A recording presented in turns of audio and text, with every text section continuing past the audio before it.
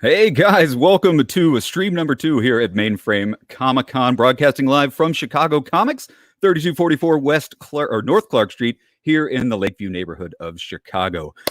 We got a whole nother live stream. This last one ran for about 4 hours. We got a great one that's about to start right now. Remember, guys, go to mainframecomiccon.com, click the donate button. 100% of the proceeds are going to Red Cross and the Hero Initiative. Let's not waste any more time. I want to welcome to Mainframe Comic-Con the first guest of feed number 2.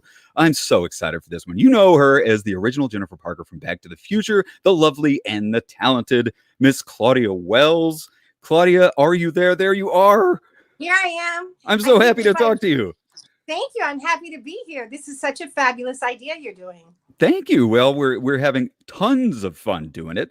Okay. We only have, I think, for about 15 minutes, so I want to just dive right into it. Okay. How are you doing? Well, what are you up to in this period of social isolation? What are your hobbies? What are you binge watching on TV? Well, I've first I was watching a ton of Netflix. I saw all 3 seasons of The Ozarks. I saw some movies. I saw one of the romantic comedies that Leah Thompson is in that I'd never even knew about. That was fabulous. And now, for some reason, my TV and my Fire Stick on my phone aren't connecting. So I can't watch TV anymore. So now I'm YouTubing romantic movies. And I've been watching a lot of my church is online on Facebook. So they do like 2 classes a week plus church on Sunday. I'm always watching that. And just hanging out with my 2 kitty cats, 3 kitty cats. Oh, you forgot about one of your kitty cats? I know. The old lady, she's 18, and then we have the babies who just turned 1. 18-year-old cat. 18. Well, big shout out to Mr. 18. We definitely want to talk about Back to the Future in a little bit, but what are you working on right now? I know you got a new movie called Quinn. Well, Quinn actually is interesting. It's sort of a love movie that they keep making my part bigger. So they keep calling me in to shoot more. It's an independent.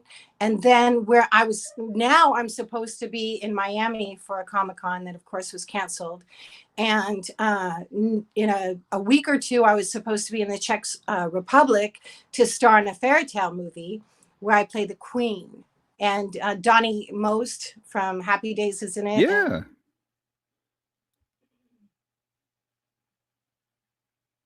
So as soon as Czechoslovakia opens up again, we'll be filming that.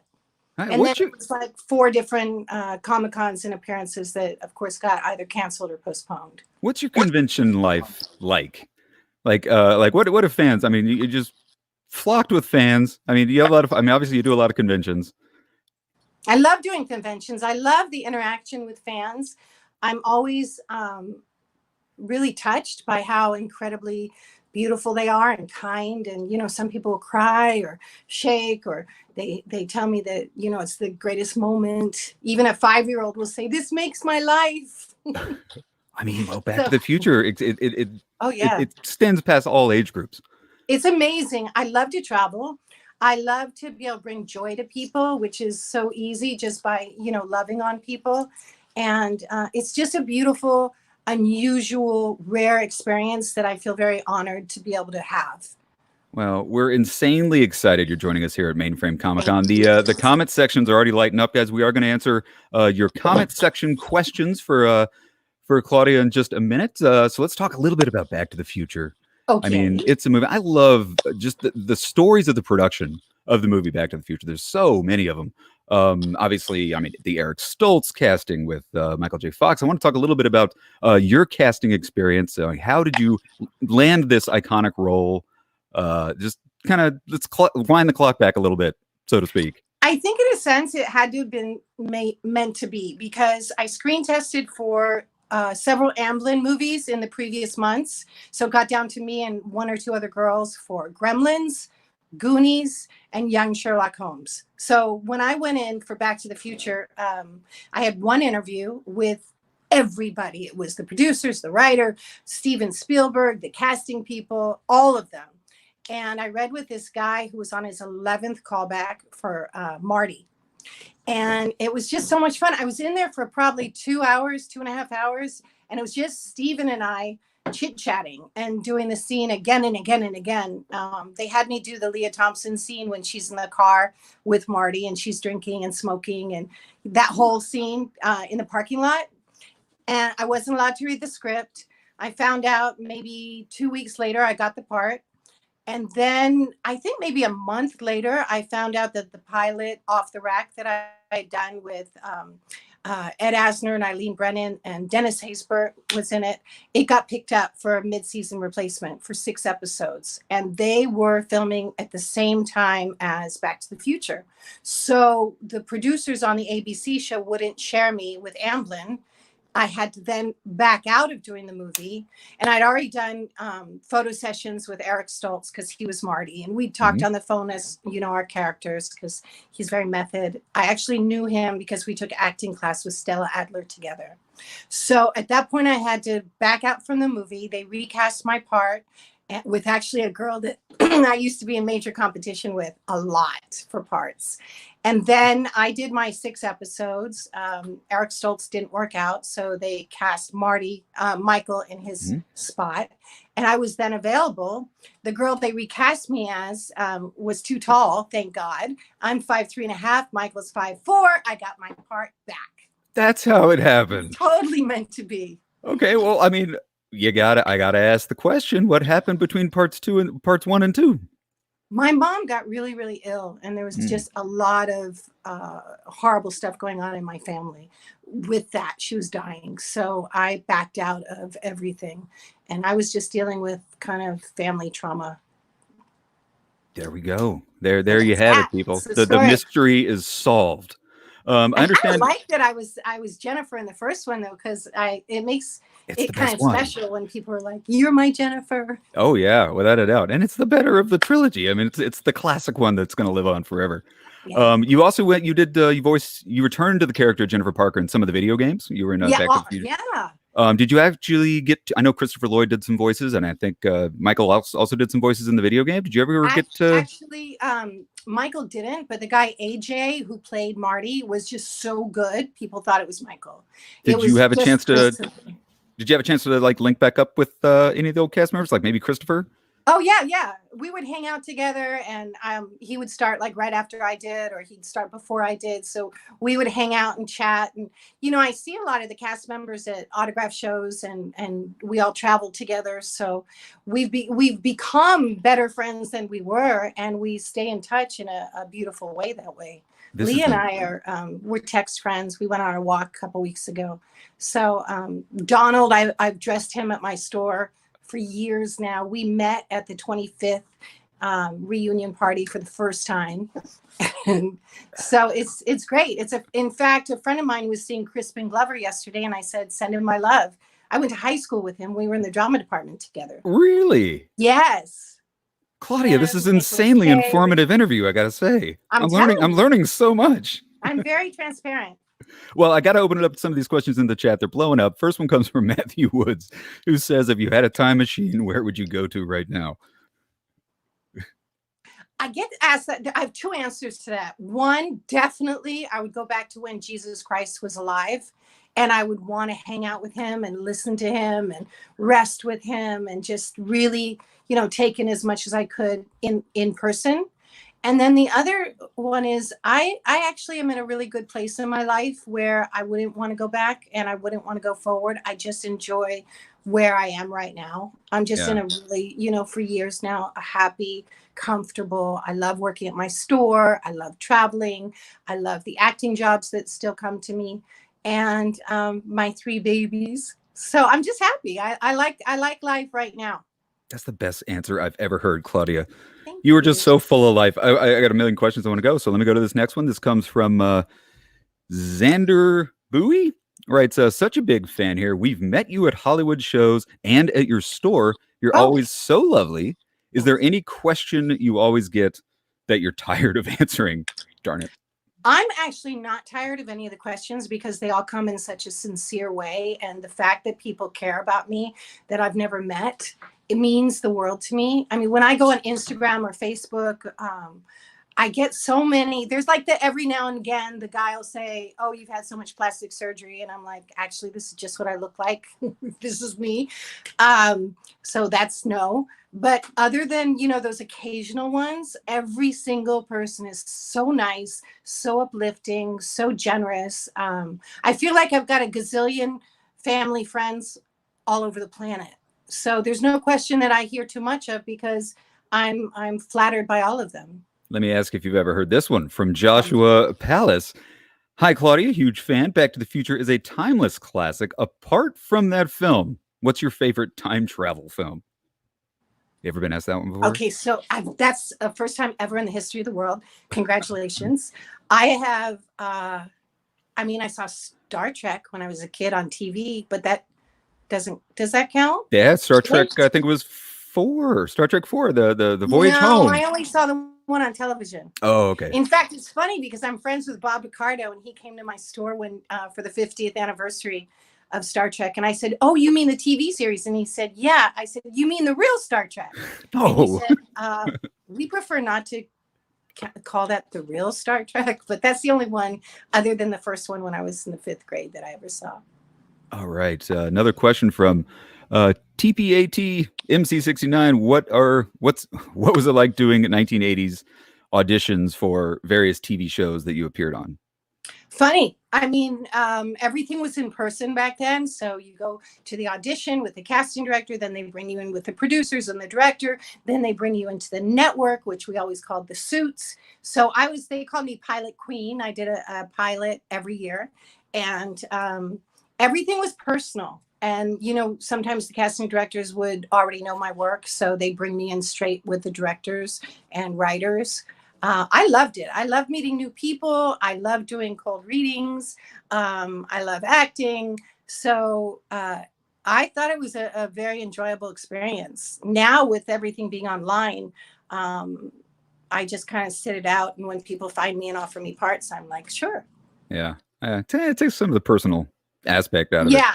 Exactly. We got another really great one from Lost in Comics writes, I'm sure people ask this all the time, but when you were filming Back to the Future, did you have any inkling of how a special film it would be? Absolutely none. I was just excited to be on a Spielberg movie. It was my first movie I'd ever done. I'd done tons of television series and episodics, movies of the week. I'd done stage, but it was my very first film. I didn't think about when it was coming out other than fear, because I would be so big on the screen that if I messed anything up, it would be so obvious. So I was kind of nervous, afraid, but the fact that it came out so successfully never occurred to me. Yeah. Well, people in the chat keep talking about your store. Can you tell us a little bit about your store? I certainly can. Are we in your store right now? No, we're in my office. This is actually all my pictures that I have set up for when people buy them on my ClaudiaWells.com fan site. So I kind of have it set up so it's a little easier. And also ClaudiaWells.com. ClaudiaWells.com. Okay, so my store is 28 years old, 28 and a half. It's in Studio City. It's called Armani Wells. And there's a change. I'm now only open by appointment. So you go to ArmaniWells.com and you can schedule an appointment. I'm the only one that you'll ever see because I'm the only one there. And I dress men. It's high-end clothing at discount prices, casual to formal, head to toe. I did men's resale before it ever existed because I opened in 91. And I just have a knack for making men gorgeous and looking at them, and I dress them. And basically all men have to do is walk in. Tell me what the event is. Tell me what your stage of life is. Stand there and I'll dress you and I'll make it all perfect. And you pay about 20% of retail value on high-end clothing. It's pretty spectacular. I love it. And I'm open only by appointment now because I do travel a lot doing shows and jobs. And that way people don't have to wonder if I'm in or not when they come in. They schedule an appointment and they'll know for sure that I'm there just for them. Awesome. Well, I think we have time for like one more question before we roll on. But this comes from Walt Weiss. I bet everyone asked this. How is it working and hanging out with Michael J. Fox? Awesome. Great guy, nice guy, talented guy, funny guy, very down to earth, very positive energy, just everything terrific that you would imagine he is. He is. Wow. Well, no doubt. Claudia, this has been awesome. This has been fun. like a lifelong dream of mine to sit down and talk to you. Obviously, you are my Jennifer Parker. Always have been. Yeah. I'm looking at the pictures behind you right now, and I'm getting a little teary-eyed. There they are. Did you one last question, then we're going to move on really, really, really fast. Was the city of Hill Valley, is that an actual place, or was that just on a back lot? Like No, it's where the clock tower. part of it's an actual place. Like they did stuff at the mall and in the parking lot and things. But backstage with the clock tower was Universal Bat Lot. All right. Lot. Well, It's still thank there, you. actually. They've rebuilt it 3 times. There was 2 Really? fires. That's terrible. I know. Claudia, thanks so much for being here. This was Thank you absolutely so spectacular. much. Thank you for kicking off stream number 2 of Mainframe Comic-Con. My So, pleasure. guys. And I'm real active on Facebook and Instagram. All my handles are the Claudia Wells. So if you want to friend me or whatever on the Claudia Wells, I do respond. It's all me. It's not like some publicist. There you go, guys. The Claudia Wells, original Jennifer Parker right there. Thanks so much for being here. Guys, up next, we got the guys from Ink Fusion Tattoo Empire. If you've ever been to a comic book convention and you've seen people doing tattoos, that's this company. So we're going to talk all about tattooing at Comic-Cons in just a second with Mark and Kale. So stick around. We'll be right back right here at Mainframe Comic-Con. Thank you. There are a lot of bad people in the world. And Charlie Manx is one of them. I'll admit I underestimated you. I will stop you even if it kills you, that's a promise.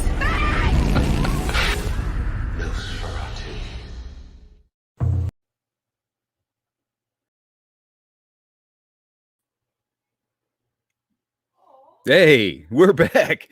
That was awesome. So, guys, joining us now here at Mainframe Comic-Con. You've been to comic book conventions. You've seen people getting tattoos. It's the newest thing going on at Comic-Cons. That's Ink Fusion Tattoo Empire.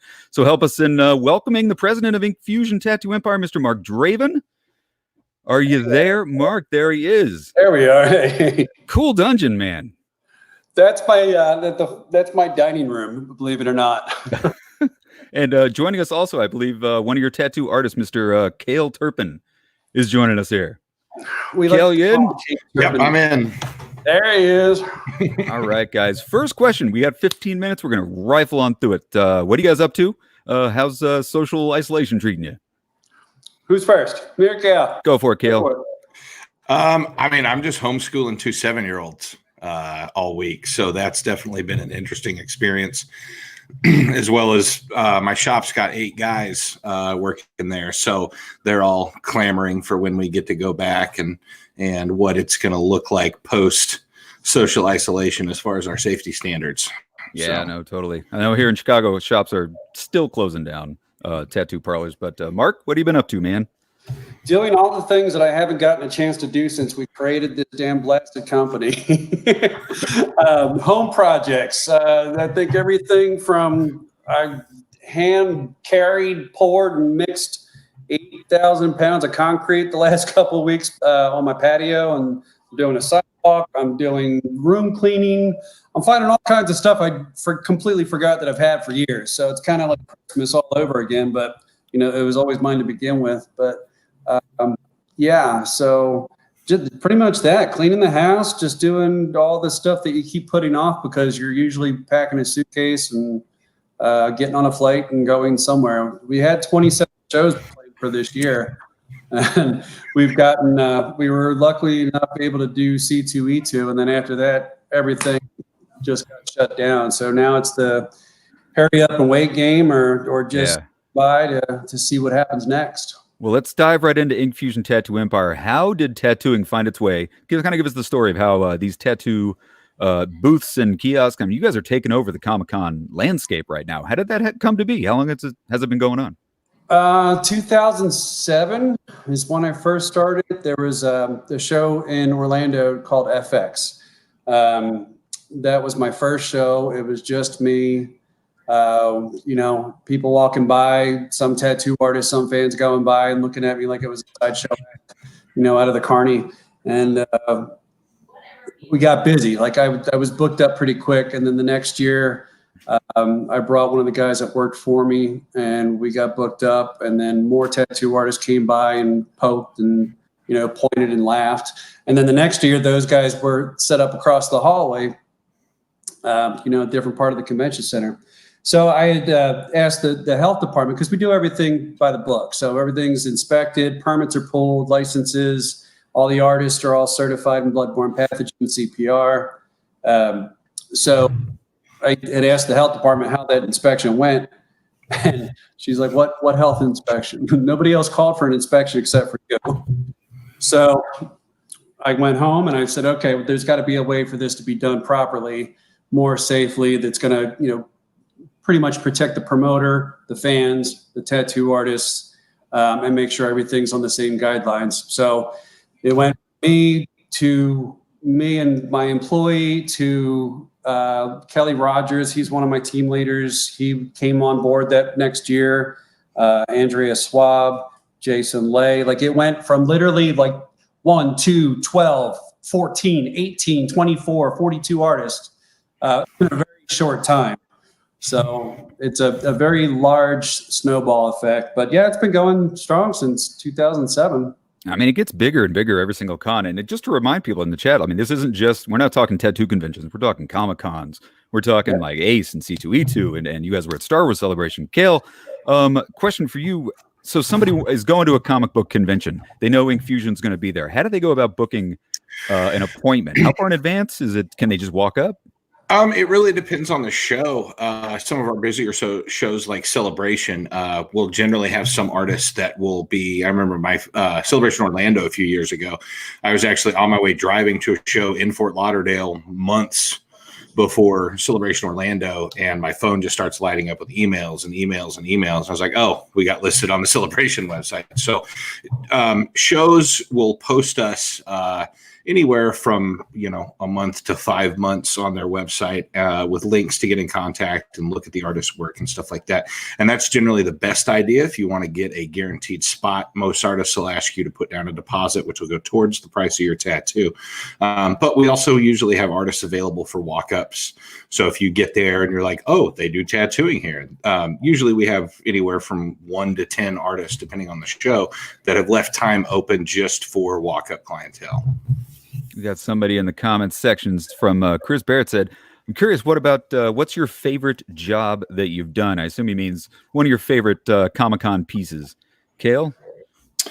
Man, probably my first Celebration, which was Anaheim a few years back. I actually had a client from I want to say Romania got a big Boba Fett tattoo, full forearm, that I really had a good time doing. That's awesome. Mark, we've had you on the show before. We actually first met at Ace Comic-Con in Chicago. You sat down still and talked ask me back. I can't figure that. But because you're awesome, man. Like, I wish we could have you on for a whole hour because you got some amazing stories of your life in pro wrestling. I mean, just crazy stuff. But I want to talk. The first time from a personal level, the first time I found Inkfusion was you were at C2E2 here in Chicago. It was a few years back. I think it was like maybe 2016 or so. And you were giving away a Stan Lee drawn Spider-Man tattoo. You were doing like a raffle. And someone could, if they won the raffle, Stan Lee would draw them a Spider-Man. And then you would tattoo it on them. They got to meet Stan Lee. Can you tell people a little bit about that story? You pretty much covered it right there. You got a good memory for it. Yeah, Stan and I had worked together for several years through Max Anderson, thankfully. Max set everything up. Max was Stan's guy at all the conventions and took him around and was his. Stan and I did the tattoo raffle, several different states, different shows, MegaCon, C2E2. Those were probably our two main hubs, but we haven't done it enough. Five or six, maybe even 7 times. But it was cool because he would draw something different every time. I mean, little known secret, I didn't know Stan never drew Spider-Man. All I knew we were growing up as kids, Stan was the voice on the cartoon. So he did the intro, like it was always his monologue going in there. So that's what I grew up knowing. I've never been a comic book guy. Don't chastise me for that. I'm a toy geek all day long. Toy geek, so I had all the Spider-Man toys, Venom, Carnage, everything that there was for Spider-Man toys. So the first time going in and actually working with Stan on this, my comic book nerds were like, he can't draw, right? He just wrote the stories. And I'm like, hey, I don't care if it didn't matter. It didn't matter. Yeah. Everybody was stoked for it. So it was cool. Everybody got a piece of, just as far as I was concerned, like the Inkfusion history of having him come over. One of our team leaders in London, Matt Diffa, he was tattooing, just had his head down, tattooing a client, and Stan had walked over to get ready for the raffle to come into my booth. My booth was right next to Matt's back to back. And he leaned in and, He said, I think you're doing that wrong. And Matt looked up, kind of like, who the hell's oh, and just he had no idea who was standing above him over and over and critiquing him. So that kind of made his day. But we had enough times, and it was good enough to where Kel, he got to do the raffle one time. Kelly Rogers, Mike Bianco, some of my other team leaders all had a chance to do that interaction with Stan to do the tattoos. So it's cool. And he actually gave me my first license agreement for Ink Fusion action figure. We made Stan Lee in an 8-inch format. And, we did shows together, and we would go to the show. Stan would do the autographs. I'd have the figures next to the table.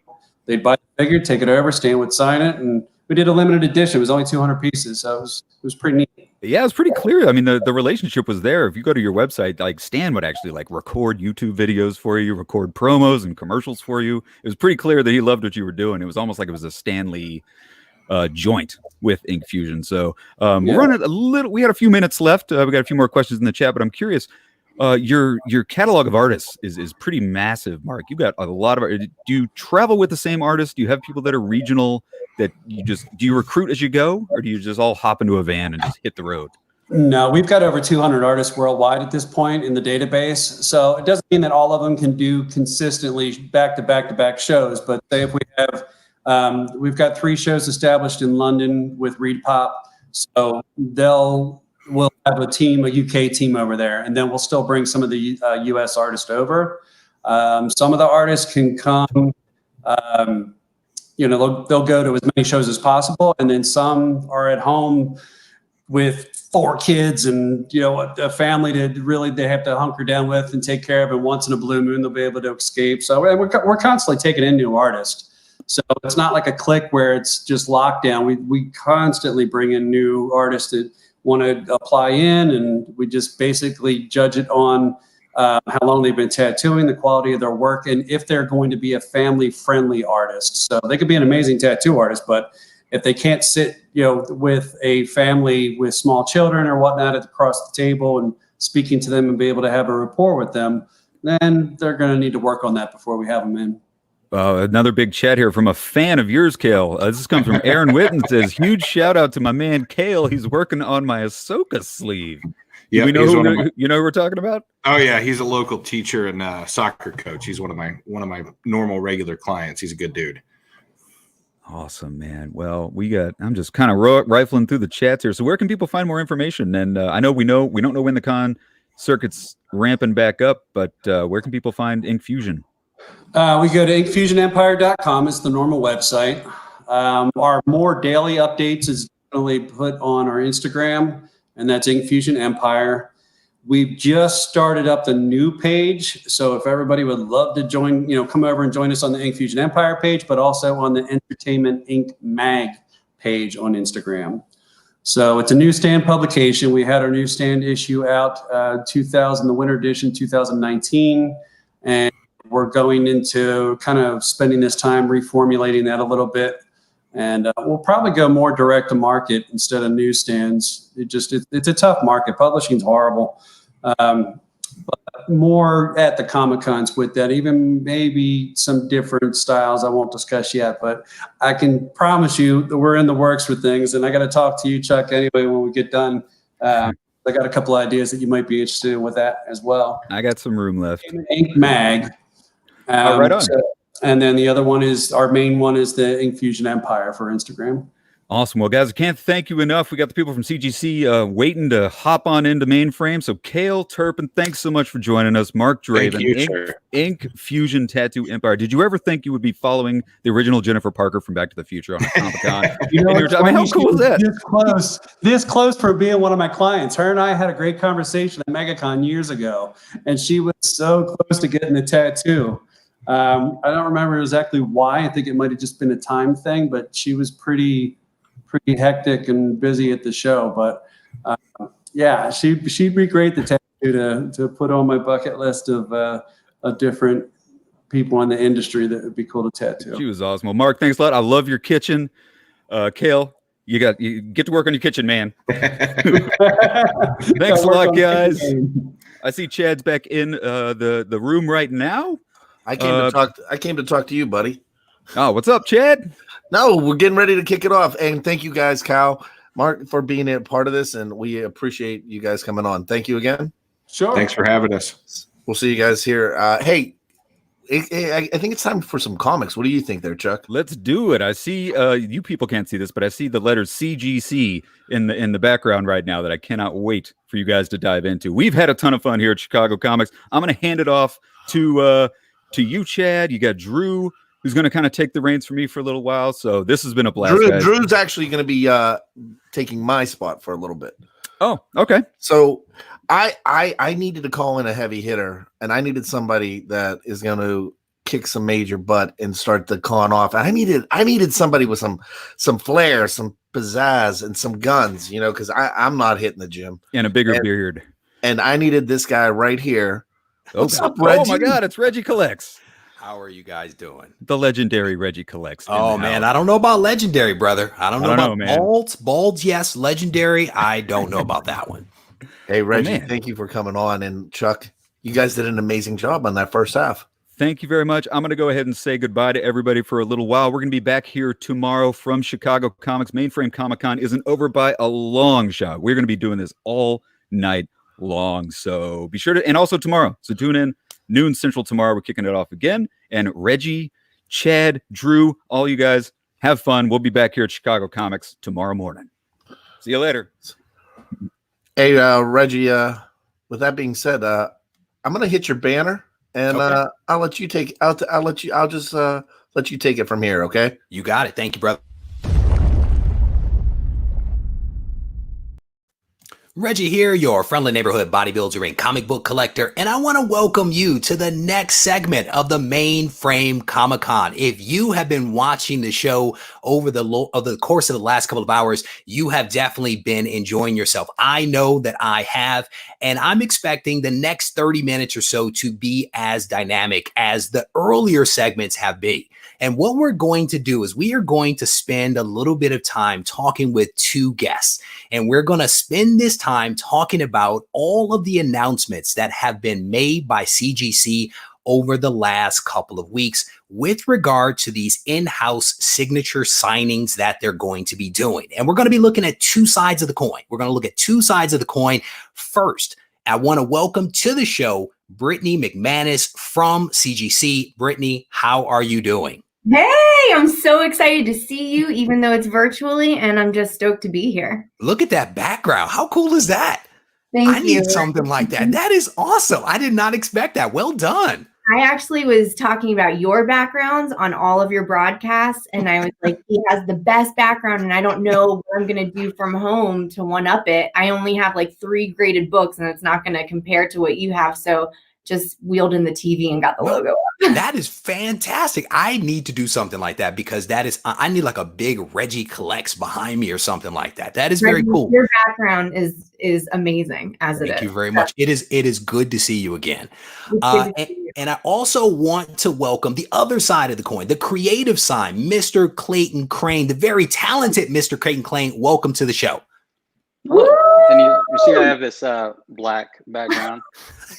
Like, here's the thing. I have a feeling here. that you have already painted a picture on that wall. We just can't see it.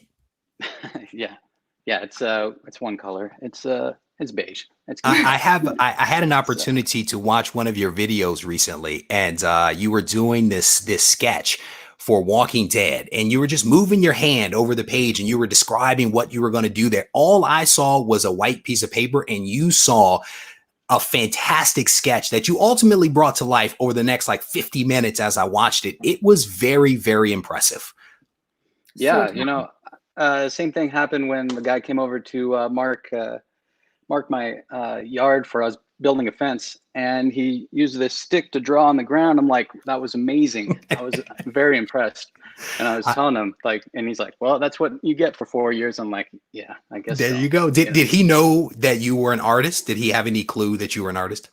No, he showed me how to water witch, and that was about it. It was pretty cool. There you go. Yeah, all right. it was So like a great time. I'm sorry.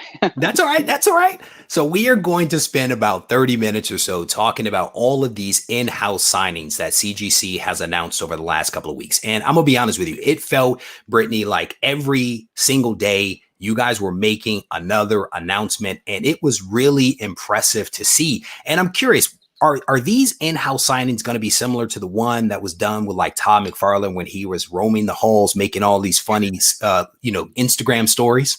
Yes, they actually are going to be done the same way. We will have those artists actually at the CGC office. Clayton's going to be our first one, and I'm looking forward to having him encapsulate some books in encapsulation. We'll have some of the graders probably live grade some of the books that he's signing and show him actually how it's kind of done. Maybe we'll have him grade a book or two. We're really excited. Yeah, we're going to do all of them like that. And we're going to really put forth a lot of effort to, especially because of what's going on right now and how people are kind of staying at homes and cons are getting shut down. We're going to try to really, really, really do good with the social media in terms of having people feel like they're interacting with the artist while they're there. Yep. When I read the announcement featuring Clayton, one of the things that they included in that announcement was a quote from you. And the quote, was something along the lines of how you enjoy interacting with fans at the cons, the same way that Brittany just mentioned a few moments ago. Was that a fair takeaway? I mean, is that something that you really do enjoy doing, is that interaction with fans at the cons?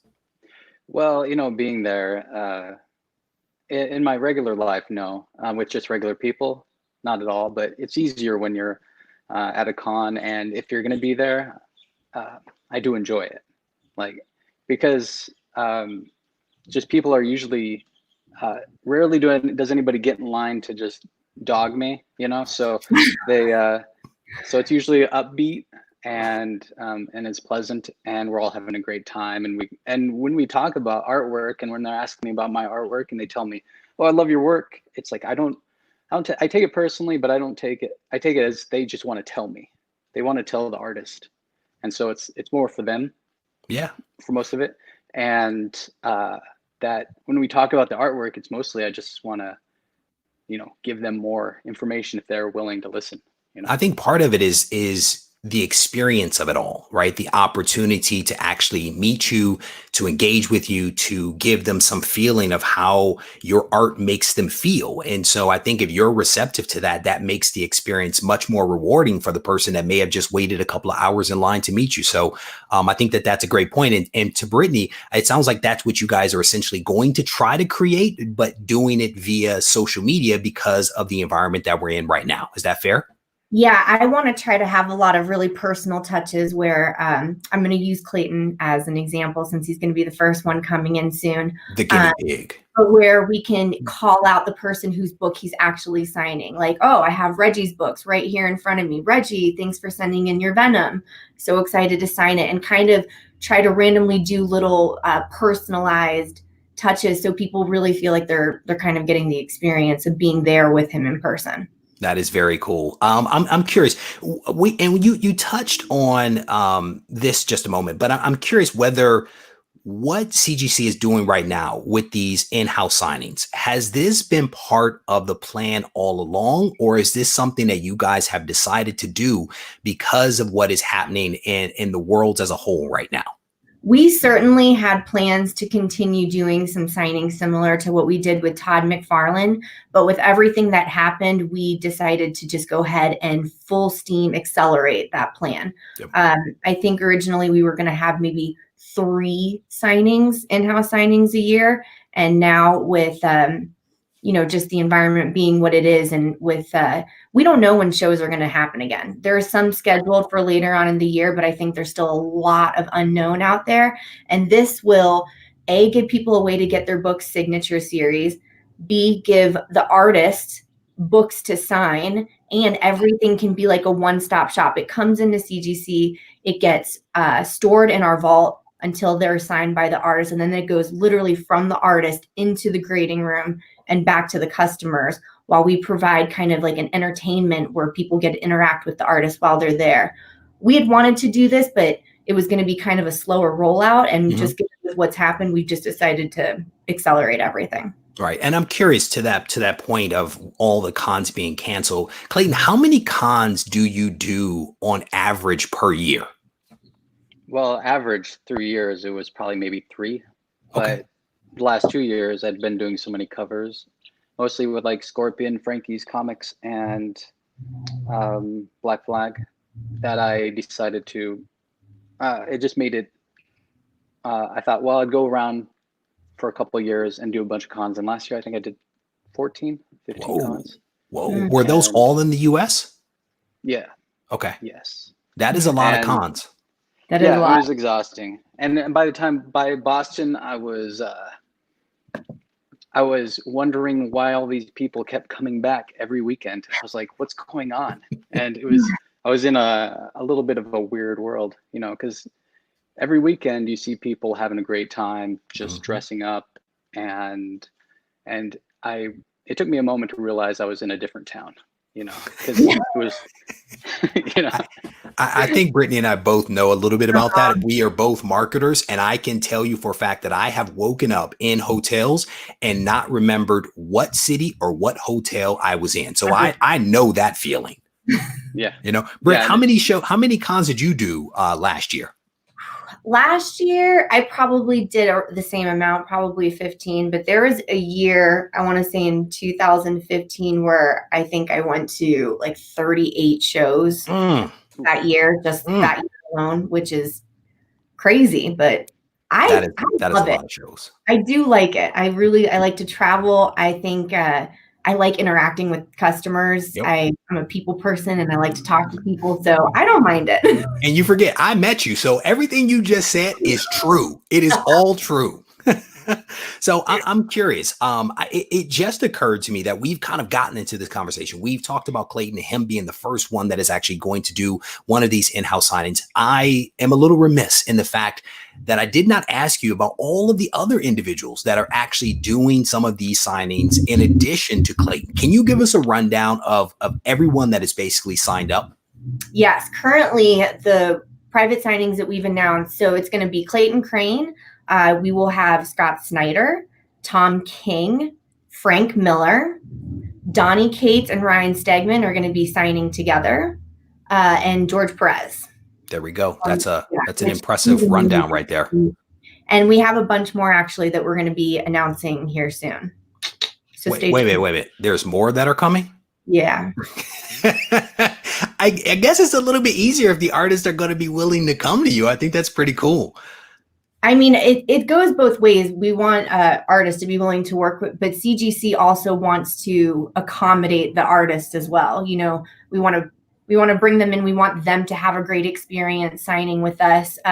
We can't really recreate the con environment, but you know, we want them to have a nice conference room to sign in. We want to provide good conversation while they're signing and kind of make it a great experience for them too. It's important to me personally, definitely, that all of those artists have a really great experience while they're here with us. There you go. I think that's you have to have a goal and an objective, and I think that's definitely a solid one. So one of the things that I'm kind of curious about is that it's my understanding that a lot of creators will go to these cons all across the country in an effort to, yes, spend some time talking with fans of their work, but also in an effort to kind of supplement their income. And with all of the cancellations that have been happening all across the country, cons are going down left and right. I think one has never been canceled in 50 years and it's now been canceled. I'm curious whether that played into CGC's decision to actually do some of these in-house signings in an effort to help these creators. And if that's not it, then what is the part of the motivation? That absolutely is part of the motivation. It's for everybody in the comic book industry, people who want to have their collectibles signed by certain creators and they want it to be signature series. It can't happen right now. There's no show for them to go to. There's no facilitator to use. There's no way for it to happen. So we still want to offer that service. Artists still want to sign and make money off of their signatures. Signature series in general is all about promoting, you know, artists, what they do, writers, their work, up and coming artists that no one's ever heard of that are doing these insane sketch pieces. You know, we try to feature new artists like on our Instagram when we see some sketch covers come through that just like blow your mind. You can't believe someone's hands created that. You, Clayton, you can't believe you created all the art. It's amazing. And we try to showcase that. It's some of the talent that's out there it's just insane. It is very impressive. I saw one of those artists that you guys showcased. I was on his Instagram and was checking that out just a little bit. And I spent some time on Clayton's YouTube channel as well, watching some of his various sketch works. And I'm curious, Clayton, whether you are going to be doing any more of those YouTube videos, because honestly, I sat and watched several of them, and one of them was at least 50 minutes. And I enjoyed hearing you kind of talk about what you were doing. And then you just you did a squiggly line here and a squiggly line there. And before you knew it, it was like a gun and a zombie and some other stuff. Like, that's impressive. I don't know. I don't have that talent, right? But I'm just curious. Do you think that you'll be doing more of those videos for people to be able to see how it is that you create the art that you create? Yeah, I plan on doing a lot more of that. But then I get closer to my plans, and I'm like, I'd rather just draw, or other than trying to put a camera on my shoulder, or sometimes you put the camera right here and I'm like trying to draw around it, like I have somebody sitting on my lap, so if you're watching that, it is as though you're sitting on my lap. So I don't know if that's weird. Did you hear Brandy? She said you need a GoPro on your forehead. Oh yeah, GoPro strap for your head. Yeah, that your work and keep. Well, I want something. I do move, so it would be very crazy. And I actually saw you, adjusting the camera, trying to get it just right, but as a YouTuber, I know that feeling. I know that feeling of trying to get the cameras just right so that you can actually show what it is that you're trying to show. So I definitely understand that pain. One of your favorite things about Clayton Crane is his infinity signature. Have you seen that, Reggie? I don't know that I've seen that. Okay, he does every letter in his name in a different color. So it's like all the colors of the rainbow. It's called the infinity signature. He's the first person I ever saw do it. Before I ever knew who he was, I saw a book submitted at a show with his infinity signature, and I was like, whose signature is that? How do you make a signature look good? I mean, clearly. Do you have one, Clayton, to show? I don't have one. I never even thought about showing anything. That's funny. Just wave your hand over a piece of paper and it'll come. It'll be right there. It'll be there. Are you drawing right now? No, I'm not. I'm actually looking for you. Okay. Let's see here. I got it right here. I got one. It's but it won't. Let's see if I can help bring that up. Yeah, there you go. Oh wow! How cool is that? Mm-hmm. And you're showing Spider-Man and Galactus. You can't go wrong. Yeah. How did you know? Yeah, that was actually the perfect shot, wasn't it? So I'm curious, how did you come up with that signature? Like, what creativeness went out that resulted in you coming up with that signature, the infinity signature with the multiple colors to sign your name? Because I am not that creative. My handwriting is awful, right? So I'm just curious.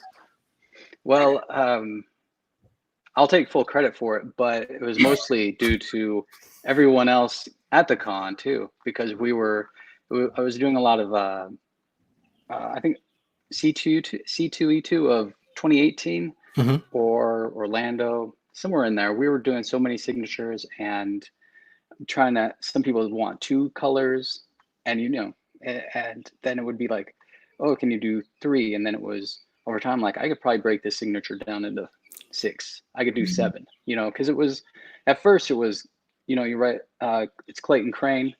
First it was like Clayton, then stop, and then Clayton again. And then, oh, screwed that one up. Sorry. But, it'd be Clayton and Crane. And then you just get into this flow. And then here I am. I've got like 6 pens hanging off my finger. And I'm just like, the Wolverine going back and forth. Yeah. Yeah. Nice. That's how it should be. I was thinking of something to hold it, but if it was coming off a claw, like a claw, it's a great idea. Awesome. That's awesome. Training, I'm going to make you some gloves where all your pens can just go right into the holder. I didn't know you were so creative. You strapped him into a GoPro helmet, and now he has Wolverine claws made of pins and paintbrushes, As soon as this is over, I'm going to find out who can put some gloves together for me. I got to try to get that before. I don't doubt you're going to solve that one. Clayton, maybe, I'm curious. When you do 14 cons a year on average, right? You've done, I'm guessing, thousands of covers. Is there a cover that someone puts in front of you that still captures your attention? Is there a favorite cover out there that when you see it you stop and you pause and you remember creating that? Is there such a cover out there for you? Yeah, Spider-Man, Sensational Spider-Man 32 with Mary Jane on Spider-Man's back. Okay. And when I got that cover, it was the time when they were going after Peter Parker and they're trying to get Mary Jane. And all they told me was they're like the government was going for Mary Jane. I'm like, well, now you're fighting everybody in the world now, right? Yeah. So it was like this really good dark Spider-Man cover. And after I finished it, I was just going on vacation and I went to my friend's house and I'm like, this is one of my favorite. I didn't want to finish it. Mm-hmm. I enjoyed working on it the whole time, but I had to be done. But I could keep, look at her. Can we go full screen with that so that folks can see that? How do I do that? I don't know. No, you don't do it. We have a producer. Oh, okay. How cool is that? There we go. How cool is that? Yeah. And you left the perfect space in that upper left-hand corner for your infinity signature to actually go. Nice. Yeah, I think ahead. I think ahead quite a few years. You're going to be signing this book for quite a while now. That you are going to get flooded with that book is my guess. They are going to flow in. I have goosebumps. It's such a cool cover. It is a cool cover. It is. And I don't know. I think somebody must have told him that Spider-Man was my favorite character because he's now mentioned Spider-Man twice. Right. So, Brittany, I want to go back to you and I want to ask the question. So we just saw Clayton's favorite Spider-Man cover of all time, right? And we are going to now start sending those into CGC. Can you talk a little bit about like the process for how people go about actually sending their books into CGC so that Clayton can actually sign them and the other creators that you mentioned can sign? Yeah, it's super easy. We put articles on the website that have actual like step 1, step 2, step 3 instructions on how to submit, but all of the private signings are on the online form. There's a tab that says signing and there's a drop down that has each signer's name. So you can submit for Clayton, you can submit for Frank Miller, you can submit for Chris Claremont, whichever one you want. You click on their name, you say whether you want grading or grading and pressing, and then you'll type in the book info and check out. You'll have to do one submission form for each artist that you want to have your book signed for. So you can't do like one submission form and send books in for 4 or 5 different people. So it'll be multiple. It'll be one submission per book. Yeah. No, one submission form per artist. Per artist. There we go. 35 books for Clayton on one form. And then if you want to have books signed by Chris Claremont, that would be another form. Got it. So that actually brings up another point that many of my subscribers have actually asked about. And it's this ability to actually send in a book to actually have it be signed by 2 people. And so I'm curious whether that's actually possible. So can you get Clayton to sign a book and also Chris Claremont to sign a book for whatever reason? Is that possible? We're not able at this point in time to accommodate multi-sigs on books because the signings aren't happening at the same time. However, in the future, we do want to work out a way to be able to maybe have people who are related to they have similar work. So they've worked on things together to try to schedule those signings closer together to accommodate multiple signatures. But the way that we're set up right now, with the resources that we have and the programming that we have, it's just not possible for us to do multi-sigs on signings of this magnitude. Yep.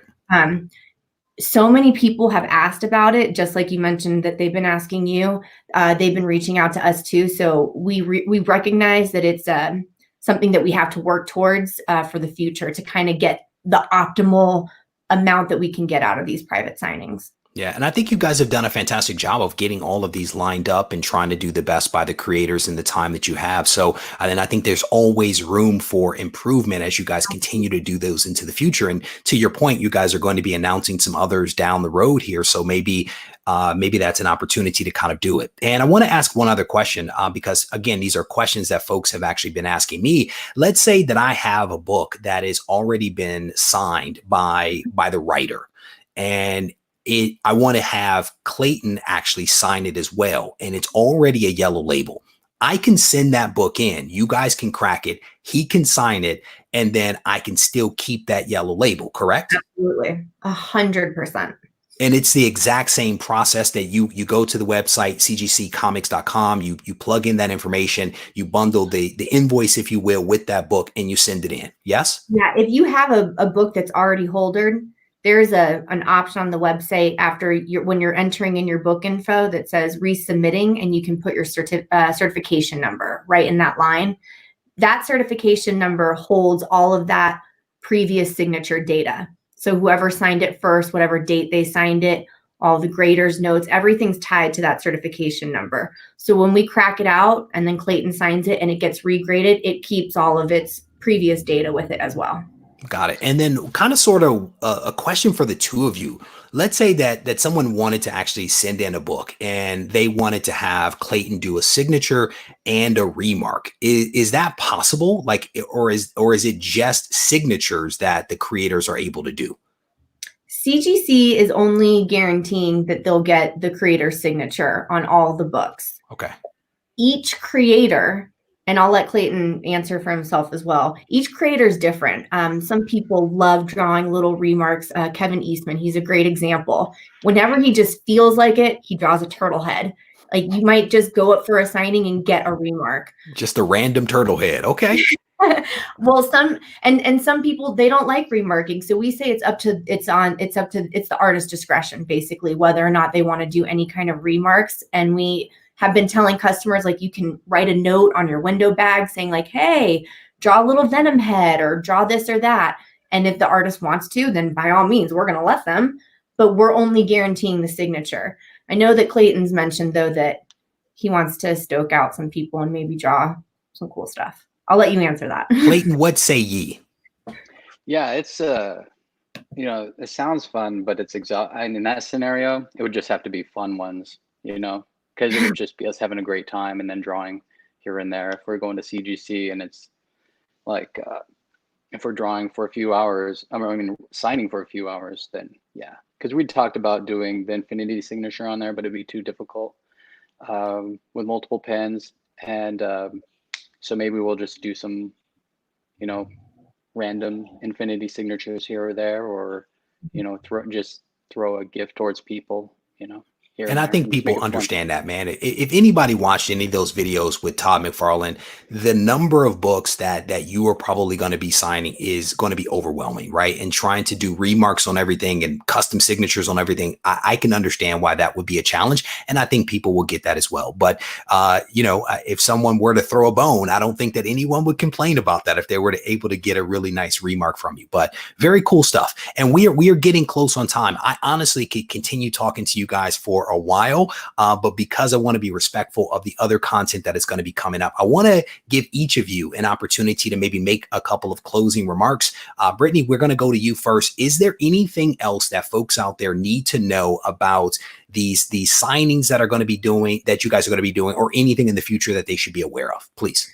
The biggest thing is that we have a lot more to announce throughout the year, like quite a few, not just one or two. We have quite a few more coming up over the next couple months that we'll be announcing some really, really great artists that I'm so excited about. Clayton, you're still the coolest. And I just want to be able to offer signature series to everybody that's not going to be able to get it this year because shows are canceled. I think it's just a bummer. We all see each other often at these kinds of at Comic-Cons, and it's the best. It's like your family away from your family, and it brings out such joy collecting comic books and meeting artists and getting them graded and what's the grade going to be and selling them and buying them and finding the key that you've been looking for forever. It brings joy to people's lives in times when maybe it's lacking, and I want to kind of find a way to virtually offer that with the guarantee of CGC, the backing behind the CGC name. So I'm just so excited. I'm so excited to meet all these guys in person and really have a lot of one-on-one interactions with them and build our relationships. There you go. Clayton, closing comments from you about what is going to be going on with CGC in terms of this in-house signing, maybe things that you're working on, maybe even where people can find you online. What are your parting comments for the assembled? Well, I just wanted to say that, I do appreciate everybody coming, getting signatures, doing the CGC stuff, because it has allowed me to do my own projects and I use it more as a Kickstarter than doing Kickstarter, you know. And so when they do this, they're helping out. And I'm currently working on my own book, and hopefully that, you know, can be something that would give me a reason to go online and do those videos that you're talking about. There you go. There you go. I think you just broke some news there that a book is going to be coming out sometime down in the future. It hasn't come out, meaning that in the future, meaning years. I don't know. Well, Brittany and I will still be here waiting for you, Clayton, to come back and share that news with us. But I want to thank both of you for taking some time out to share the information. What about me? I think a lot of these people already know me. Hosting us and keeping this all going, Reggie, and thank you for your beautiful white smile. I try. My mother says, "Do you have to show all your teeth when you smile?" That is her question of me, and I'm like, "Well, if I have them, I am going to show them, Mom." You know. But I want to thank you for those kind words. I want to thank both of you for spending just a little bit of time with me. I think that the folks that are here watching this thing absolutely enjoyed you. And with that, we are going to turn it back over to the producers behind the scenes. I want to thank you for watching this episode of the Mainframe Comic-Con. You guys, I love you guys. I'll see you soon. Thank you. Yeah. Thanks, Reggie.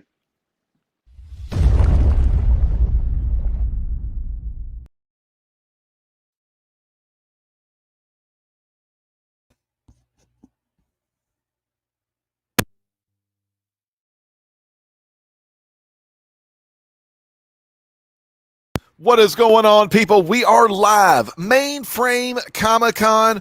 If you're watching us from mainframecomiccon.com, Facebook, YouTube, Twitch, wherever you're going to be, we're so glad you're here with us tonight.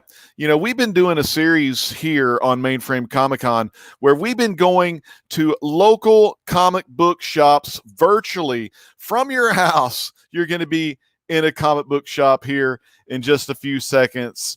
But first, let me introduce to you my co-host for the night, the natural Alec Whitewell Comics. Man, come on in here, Alec. What's going on, dude?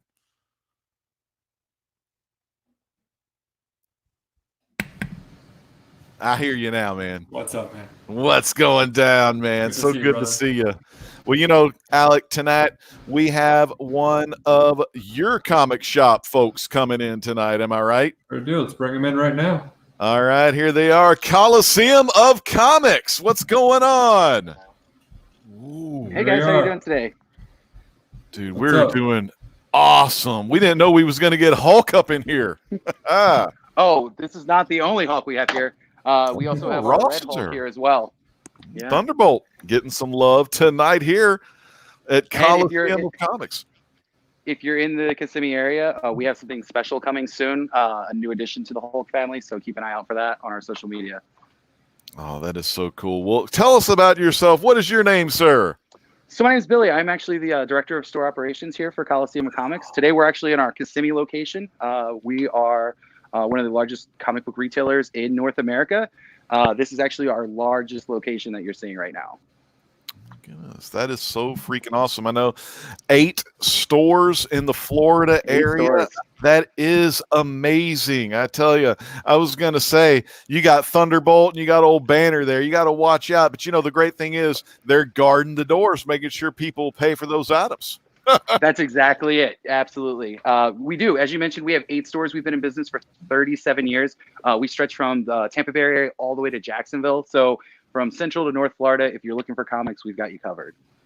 God, that is so awesome, Billy. Well, I know Alec has some thoughts and questions because Coliseum of Comics is his home. Alec, what do you think about it? It is.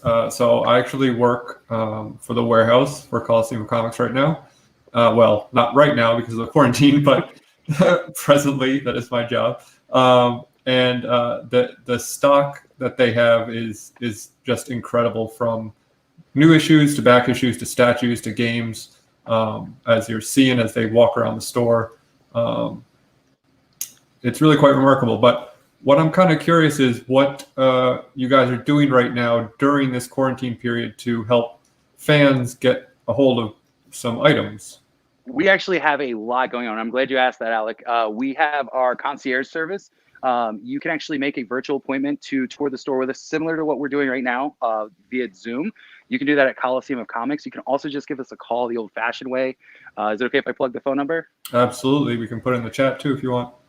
Awesome. That would be great. Yeah, our telephone number, you can reach us for concierge at 407-307-3222. You can also even reach out to us on any social media platform at Coliseum of Comics. We're happy to help any way we can.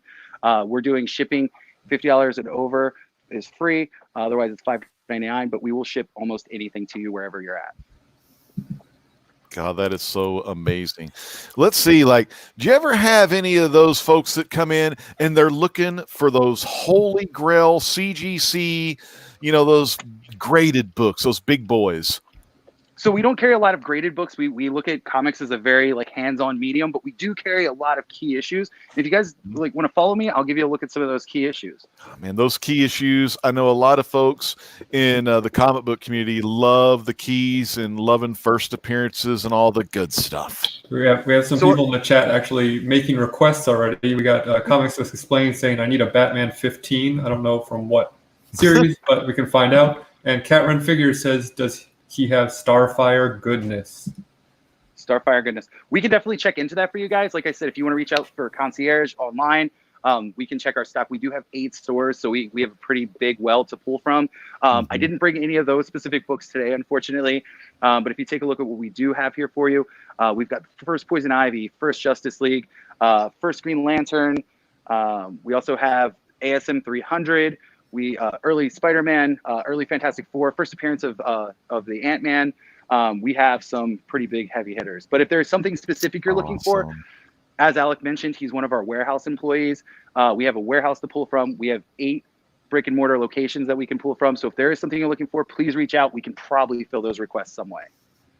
Oh, well, that is what it's all about. I mean, like, Billy, Coliseum of Comics, like, you've got some Magic the Gathering cards. We do, yeah. All of that stuff. We don't leave the gamers out at all. We are a full service game shop as well. We carry singles for Magic the Gathering, Cardfight Vanguard, Yu-Gi-Oh, Pokemon. We carry board games. We have probably one of the biggest board game selections in Central Florida. So if there is a game you're looking for, again, reach out on any of those social lines. We're happy to help you any way we can. Warhammer. We do. Warhammer. Please, let's not talk about Warhammer because I could spend the entire day talking about Warhammer. But right. if you guys want to follow me, we do. We carry AOS, we carry 40K, we carry Blackstone Fortress, we carry Necromunda. We really have it all. So if there's something you're looking for, we've got you covered. Extensive line of paints and things to get those awesome models looking good. Yeah, actually, if you follow us on Facebook, today we actually did our first virtual paint clinic where we'll actually teach you how to paint any of these models. Wow, that is so awesome. JD Comics says, saw that Strange Tales 115. I need that. There you go. JD, if you need it, JD, they'll ship it to you, man. So let them know and get to their website, Coliseum of Comics, and you'll know what you got going on. Look at that Warhammer, like Alec was saying. It's awesome. Yeah, but Warhammer is not the only miniature community that we cater to. We also carry Star Wars Legions. We carry Bold Action. If you're a D&D player like me, the WizKids Mini, I think they're probably the best D&D miniatures they've done in forever. We carry the full line. So if you really, if you play a Ganashi Rogue, guess what? We probably have that, and you can get it here, get it painted, and, amp up your role-playing game. That's so cool. I saw out of the corner of my eye a little bit of that Blood Bowl. It's always cool to see orcs play football. Always cool. Oh, wow. Yeah, that is so awesome. The shop y'all have, I mean, just the inside alone, it's just so freaking humongous. Yeah, and this is just one of the stores. It is the biggest one, but there's a number of other stores that have surprising amount of stock for the size, for sure, even the smaller ones. So. And every Coliseum really wants to fit in with their local community, so we do kind of try to tailor our stores to the locations that they're in. So where overall we are Coliseum, and you will get that Coliseum white glove experience at every location. Every store is a little bit different, and it's a different experience. I think you guys, if you can, check out all 8 stores. Oh man, that is so cool. Well, that is awesome. Alec, do you have anything more to say about this stuff? This is so neat. Coliseum of Comics. Yeah, I mean, obviously, it's a difficult time for a lot of shops right now. It's kind of the impetus we had for starting this whole online con was to allow some shops to kind of branch out and get their word out for what they're doing for some people that maybe don't already know about them. So definitely give them a follow, give them a consideration if you're looking for some books, and hopefully they can help you out. Yeah, I tell you, their website's awesome. The website will have all of their locations and all their stores. We got Millennia, Kissimmee, Lakeland, Fashion Square Mall, New Tampa, Claremont, Jacksonville, Riverside, Jacksonville Beach. So that's 8 choices if you're in the Florida area. And if you see something that you go to their website. If you see something on their website you like, if you watch this video, see something in the store you like, make sure you email them and let them know you're interested, and then y'all can work out a deal. Because the awesome thing about Mainframe Comic-Con is also that we're helping local comic shops that the business is kind of slow right now. So we really appreciate if you could find the time to go online, check the comic shop, and see what they got. Because if you do, and if you like it, you get a hold of them. It'd be awesome. And as a big board gamer myself, you might think that board games aren't the best thing when you're sitting alone at home, but a lot of those games are actually single player. They have single player options. Oh, look at that. Gloomhaven. A lot of them, like Gloomhaven, are this is kind of a little big boy. 1 to 4 players. Oh yeah. And a lot of the games, like Gloomhaven, are what's called legacy games. So as you play them, they change and evolve, and they're very story driven. So it's really interesting. We do also have, I don't know if you guys want to keep showing us around, but we also do have a fly-through video that has a little more up-close look at some of the statues and some of the board games. Sure. I don't know if you want to do that to sign off, or if you'd like to just keep showing us around. Yeah, no, if you guys have that video and you guys want to kind of give them the quick overview tour, please do. But if you guys are curious, again, you can find us on Facebook at Coliseum of Comics. You can go to coliseumofcomics.com. And everybody always somehow ends up in Florida. Please come see us whenever you're going to visit Disney. So I did. So see. Thanks very much, guys. We appreciate it. Hope you had fun, and we'll give you a little look around. Mm-hmm. Thanks, guys. Take care.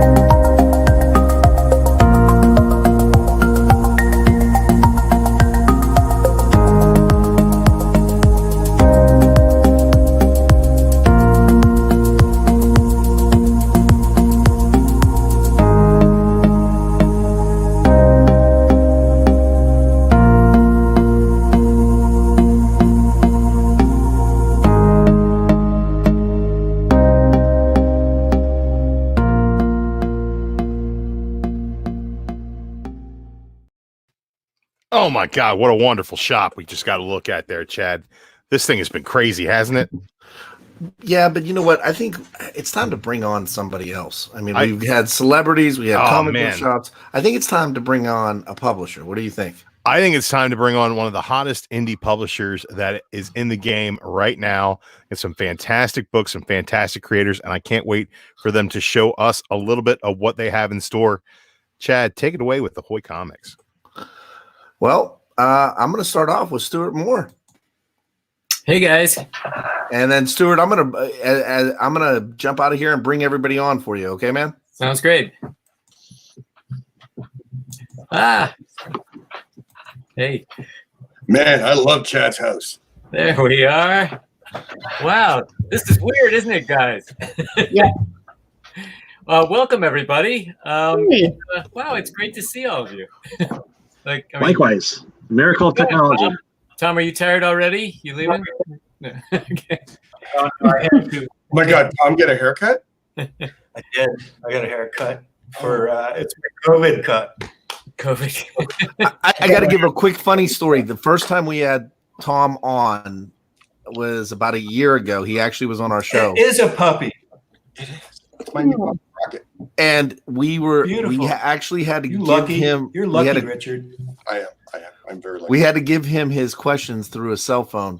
So we had him on camera and he was talking on a phone because we couldn't get the technology to work. But I think everyone can see and hear us. I think this is better, guys. So is there someone Stuart, it's all yours, my man. Oh, thank you. Okay, I was just trying to share the screen, but I don't think it worked. But I'll try it again as we go along. Oh, there we go. Oh, there we are. That's just the Ahoy Comics logo. We only have 45 minutes, I think. So I just want to get everybody talking as soon as possible. And then we're going to try and take questions, which will depend entirely on my ability to use this software for the first time ever. But why don't you guys introduce yourselves first? I was going to suggest alphabetically by first name, in which case Mariah, I think, narrowly edges out Mark. So do I? Okay. Oh, I guess I do. Hi, Mariah McCourt. I'm a writer, and my new book with Ahoy is Ash and Thorn, which was supposed to come out this month, but then a pandemic happened. Mark? Yeah. Hi, I'm Mark Russell. I'm also a writer, and my projects with Ahoy are Second Coming and Billionaire Island, which had one issue come out before, of course, the world changed, shut down. So, but those are my projects with Ahoy that I have going on right now. Cool. Who's after that? Richard. Hey, I'm Richard Pace. I'm co-creator of Second Coming and part of the art team with Leonard Kirk and Andy Troy. And this is my rocket. So R's all around. Excellent. Tom, you want to go, and then I'll. Sure. Tom Pyre. I'm the editor-in-chief of Ahoy Comics, but nobody calls me Chief, which is very disappointing. I call you Chief. Yeah, you call me Chief. Thank you. And I also write some Ahoy comics like Dragonfly and Dragonfly Man on the Wrong Earth and the upcoming Penultiman, which will be out when the world returns precisely to normal the way we always knew it. Yeah, if I can get the graphics working, we'll have some of that to show. And I'm Stuart Moore. I'm a writer of the series Bronze Age Boogie and Captain Ginger. Captain Ginger's in mid-run, and hopefully that'll be back soon as well. And I also handle publishing operations for Ahoy on a freelance basis. So let me just do this quickly. Hang on a second. Let me see if I can do this again. Well, you can kind of see this anyway. We've got a whole menu and everything's not quite as big as I'd like it, but I just want to do a very quick introduction for anybody watching who doesn't know what Ahoy Comics is. At this point, I would normally ask for a show of hands from the audience, but that's not an option. So the company was launched in fall 2018, and since then we've built up a carefully curated line of comics. All the Ahoy books are, we think, substantial works, and they all must be funny in one way or another. That's the one iron rule. We call the single issues comic book magazines because they're filled with prose and illustrated back matter in addition to the main stories. And that's led to our slogan, Expect More. The first Ahoy book was The Wrong Earth, created by Tom Pyre with art by the amazing Jamal Igle. And since then, we've published a whole line of books, including the religious satire Second Coming and High Heaven, the superhero parody #Danger, the sci-fi spoof Captain Ginger, time travel tales Planet of the Nerds and Bronze Age Boogie, and of course, Edgar Allan Poe's Sniffer of Terror, our humor horror anthology.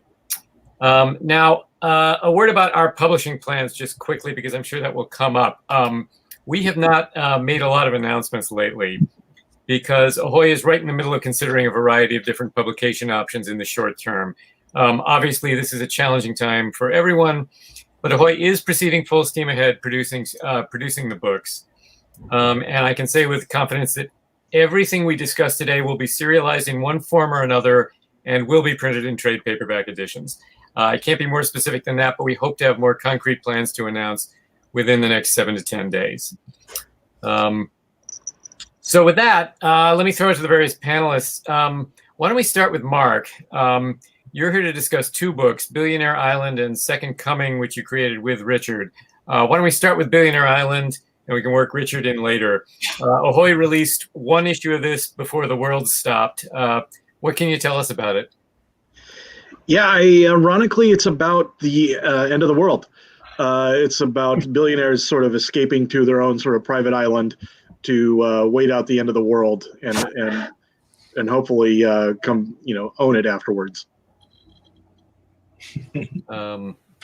Okay, yeah, I've got a few little graphics. That's a panel I always like. It's probably a little hard to see here, and that's the trade paperback, which is scheduled still for November.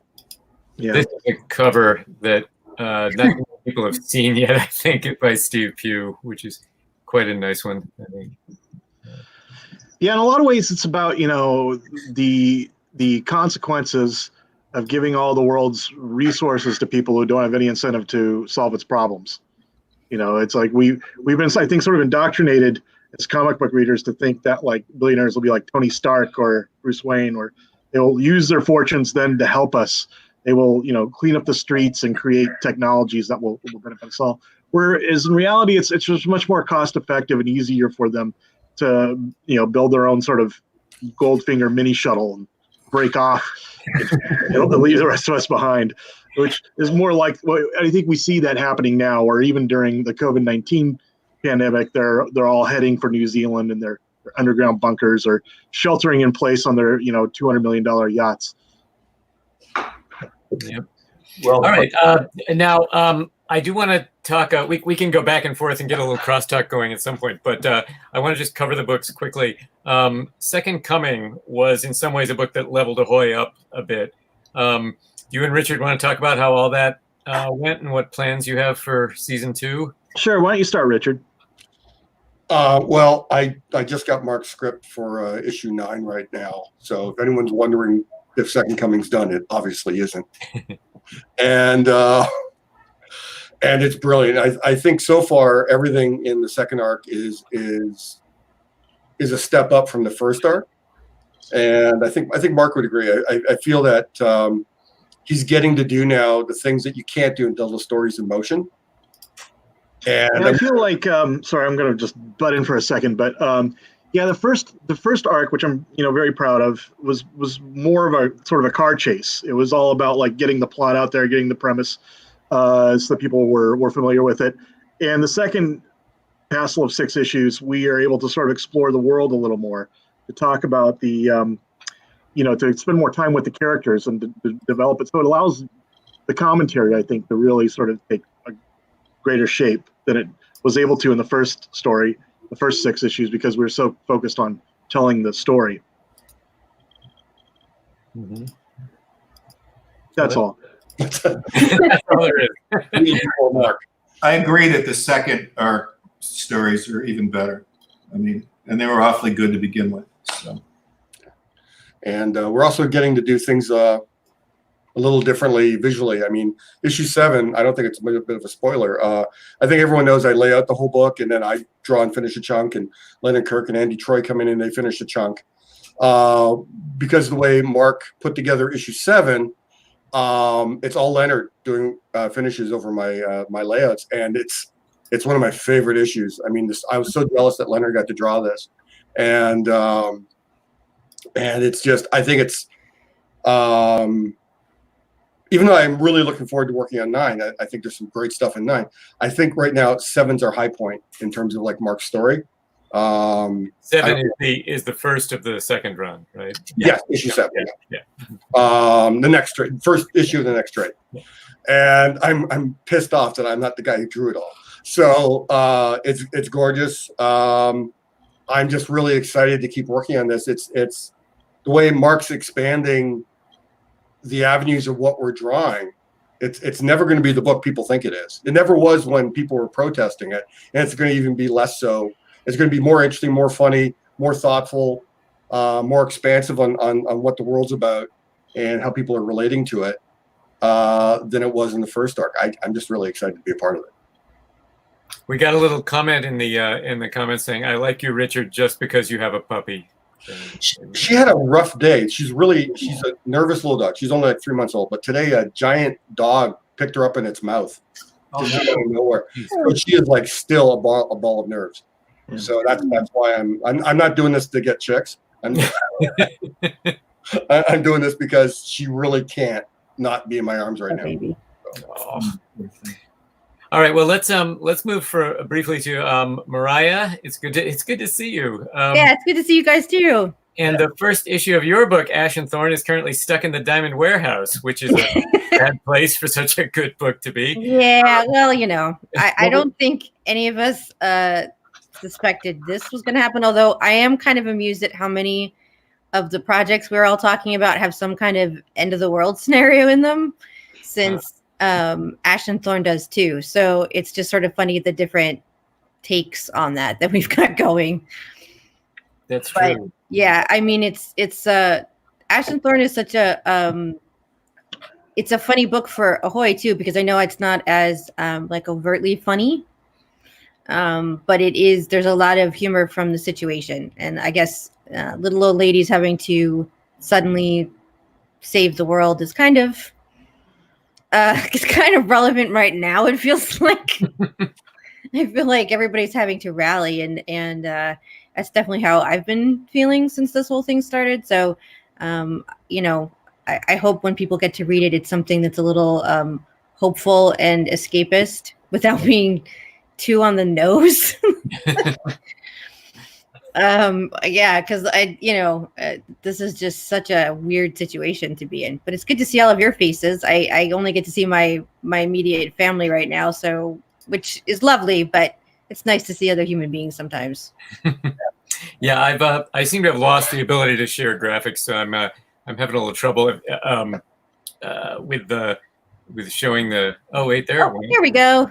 I don't know what happened. Okay, then we'll go here. Hold on Yay. 1 second. There's Ash and Thorn. There's the Jill Thompson cover we love. Yes. Well, all of them are great, but I love that one. And we have some nice, this is a little hard to see. It's a little small, but this is some nice interiors by Sue Lee and Pippa Boland as well, colorist. Oh, I love that one. Yeah, that's the lineage of just quickly for people who aren't familiar with it. Ash and Thorn is basically about the chosen one last in a line of champions who has to save the world from eldritch forces. But she turns out to be a woman in her 70s who really just wants to garden and bake pies. Yep.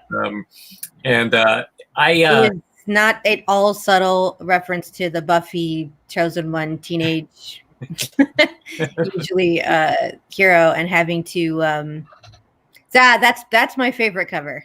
That's a nice one. That one is my favorite. It's very weird Alice in Wonderland, and I love it. Yeah, it's really about two women who are past the age that anybody thinks is useful, and obviously I don't agree with that, but I wanted to take the tropes of the chosen one and the things that you typically see of teenagers having to sort of solve these issues and turn it around. And what if you were, in your 80s and retired and used to be an art teacher and are not really prepared for nasty monster showing up, but you do your best. And that's really what the story kind of came out of. Mm-hmm. Yeah, it was back. I sort of had to stop doing editorial work with Ahoy because I had too much going on. But this was the one book I acquired, and I loved it from the beginning. I'm so glad it's well. I was going to say I'm so glad it's coming out, but I hope it's coming out soon. Yeah, that's kind of where we are with everything. Okay, great. Well, I want to jump in for just a second and tell you about my book, Captain Ginger, which we're in the second season of. We managed to get 2 issues out before the lockdown. Captain Ginger tells the story of a starship crewed entirely by cats in a future where the human race has been wiped out. The first volume got a nice reception last year. It's in print and available from all the usual book outlets, including Amazon and digitally from Comixology. The sequel begins with a bit of a disaster. This is a ship evacuation going on in this little scene. And winds up with the cats taking a tragic and hopefully funny odyssey to a world inhabited by their cousins from Earth, the dogs. And that's a panel from the next issue, season 2, issue 3, which will be out hopefully soon. I created Captain Ginger with the brilliant June Brigman, who's best known for Marvel's Power Pack. She actually did a reunion special on that series recently. June owns at least 10 cats. Most of whom wind up appearing in the story sooner or later. And in this second series, she's handling an increased cast, including all those dogs, in a way that looks almost effortless to me. But I know how much work she's putting in. And yeah, we'll be resuming it as soon as possible. And as with all the books here, we have trade paperbacks scheduled mostly in the fall. So now I'm going to toss things over to Mr. Tom Pyre for a minute. So he can talk about a few different projects. Tom is the editor-in-chief of Ahoy and also the creator of a couple of books we've got here today. Our next publication will probably be the trade paperback of Dragonfly and Dragonfly Man, which is scheduled to hit comic shops the first week in June and bookstores a couple weeks later. Do you want to talk about that series at all and how it relates to The Wrong Earth? Yeah, Dragonfly and Dragonfly Man is a spin-off prequel to The Wrong Earth, which is the first comic we ever published. And it's co-created by Jamal Igle and I. And it's about 2 interpretations of the same superhero who live on parallel worlds. One of them is, very campy, very Silver Age to Golden Age, highfalutin, Boy Scout of a superhero. And the other one is just this grim and gritty asshole from like the 1980s and beyond. And but they're the same superhero. It's just two different versions of the same one. So they in The Wrong Earth, they end up trapped on each other's worlds, and they have to deal with situations where even the good guys don't share their values. And in Dragonfly and Dragonfly Man, we tell stories of them before they were swapped. And we see how they handle like their own cast of characters and their own sidekicks and stuff. But Jamal Igle is going to start. Oh, by the way, Peter Krause wonderfully drew Dragonfly and Dragonfly Man. And Jamal Igle is going to get started on Wrong Earth Book 2 this coming week. So we're excited to do another round of those. And it's Penultiman. Penultiman is the other book I'm working on right now, and it's about a character we introduced in an anthology we did called Steel Cage. And Penultiman is he's from the future. And he's like you can tell from his name, he's like the next to the last ultimate example of evolution. He's just so superior to us, it's not funny. But he grew up in a world where everyone else is the ultimate. So they consider him this primitive throwback. And they punish him by sending him back to our time to live, where he's like the greatest person ever, but he's used to being the worst person ever. So he's really messed up inside. And the new series he's built an android servant who really is very concerned about him and is trying to straighten out his life. So it's that story. And Alan Robinson draws it wonderfully. He did Planet of the Nerds with us last year. And he's such a tremendous cartoonist. And yeah, we've got that. We've also got the variant cover to issue 1 by Jamal Igle, which is a pretty funny gag here. a very funny gag, and I won't run it for you, but when you see it, No, it's I've shared it. I can't see what you're doing. It's not so I'm a fool. Well, we have by the way, Tom, we have a comment from a Mr. Mark Ronner that says, "Can you blur Tom, please?" Yeah, I'll have a few choice words for Mr. Ron. He said a-hole. So. Well, all right. That's about the end of my my programmed script. Do you guys have anything you want to just get into on your own? We have we've got a few. We have a question from a Mr. David Hyde saying, "What's the puppy's name?" Rocket. Rocket. Yeah. Oh, Rocket. That's nice. Rocket's a good name. I like her. So she's cute. She is. It's not going to get much bigger either. It's the smallest dog I've ever owned. Oh, is that right? Yeah. Well, now that you're elderly, that's a wise choice. Exactly. I mean, I won't have to. Dogs get really old and I have to carry them back from a walk because they're too tired. This one's no problem. She's 8 pounds. Yeah. So. Yeah. Well, I don't know if does anybody want to how are we all keeping sane while all this is happening? I mean, Richard, I guess you've got that's what I figured. Mark, what about you? How are you doing? Oh, I don't know that I am. I'm not doing too. I didn't realize how hard it would be working from home. You think a writer, it's natural to work from home, but I had always went somewhere where to sort of manufacture my boredom before. I would go to like a library or a coffee shop somewhere where there's nothing else to do. But to like right at home where there's like people running around and TV's on and people are constantly getting in and out of the refrigerator. It's just really hard. It's like sort of like living aboard a submarine. So when it's nice, I like to write outside. I guess that's how I'm doing it. So I reassure myself that sooner or later, and even in Portland, it has to stop raining, and I'll be able to go outside and get some work done out there. Mm-hmm. Yeah, it's been a little colder than usual here, so it hasn't been a good option here either. I miss going for walks just because that's how I sort of clear out the cobwebs and think and plot things. Like that's really that's important to me. How about you, Mariah?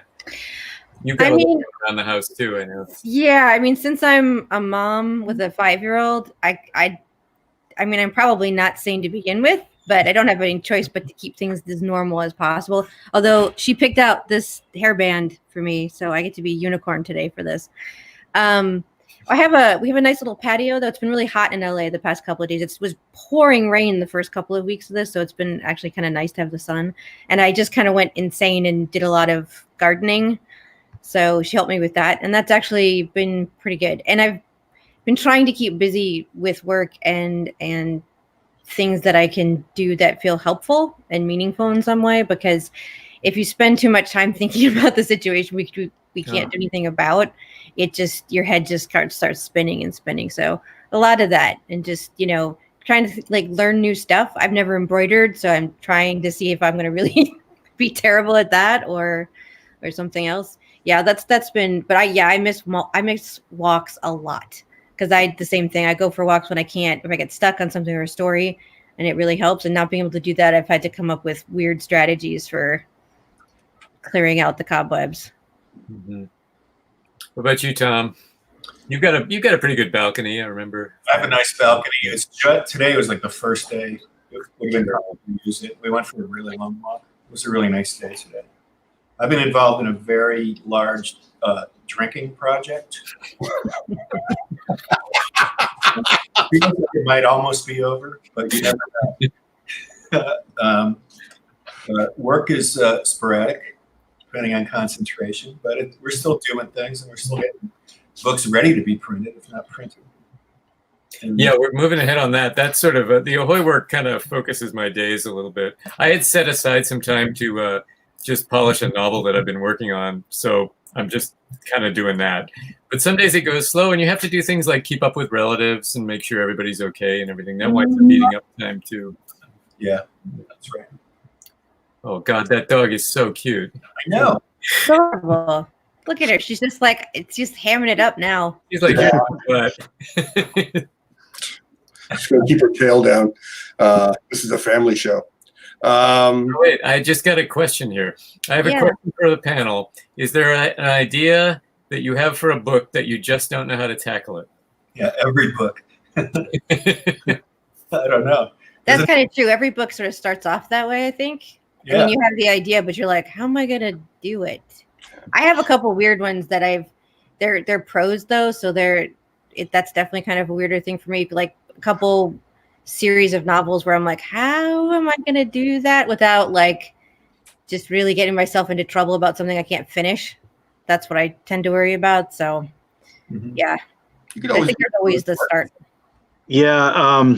E.L. Doctorow once said that writing is like driving on a dark and rainy night, and all you have are the lights from your headlamps, and yet somehow that's enough to get you home. And that's what writing a book is like. You start with like not much of an idea of where this is all going or how you're going to get to where you need to go, but somehow if you just keep moving forward and you just go where the light shows you, you get there. And yeah, I've got like a book project. I don't have the time to deal with it right now, but when I do, I'm trying to figure out whether or not it's something I want to try to draw myself, horrify the world with my drawing skills, or if it's something which I think will also give it a level of intimacy. Like this is a person struggling with their own sort of story, or if I want to make it more of a polished sort of traditional looking graphic novel. So that book is sort of in an existential crisis right now, but hopefully I'll begin work on it in some way soon.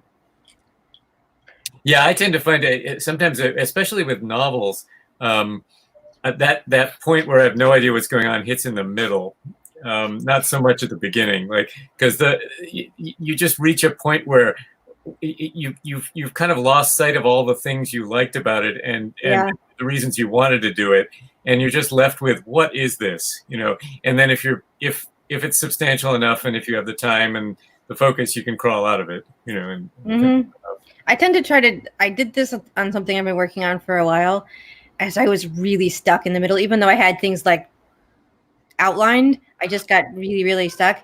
And I actually went ahead and wrote the end first. And that actually helped me be able to come back and start fixing the middle and getting to where I want to be so that the end will make sense, which sounds like a really backwards way of doing it, but it actually freed up I don't know why I was so stuck on this thing. Afterwards, I was like, that was a really silly place to just get mired. But I think that happens to everybody. That makes so much sense to me. If you know where you're going, that is such a match. If you know where you're going to end up ultimately. So that's a good strategy. I mean, you as much as you might not want to, it helps sometimes to write a story out of order. Yep. Write as long as you know what you have to say, and then fill in the gaps later.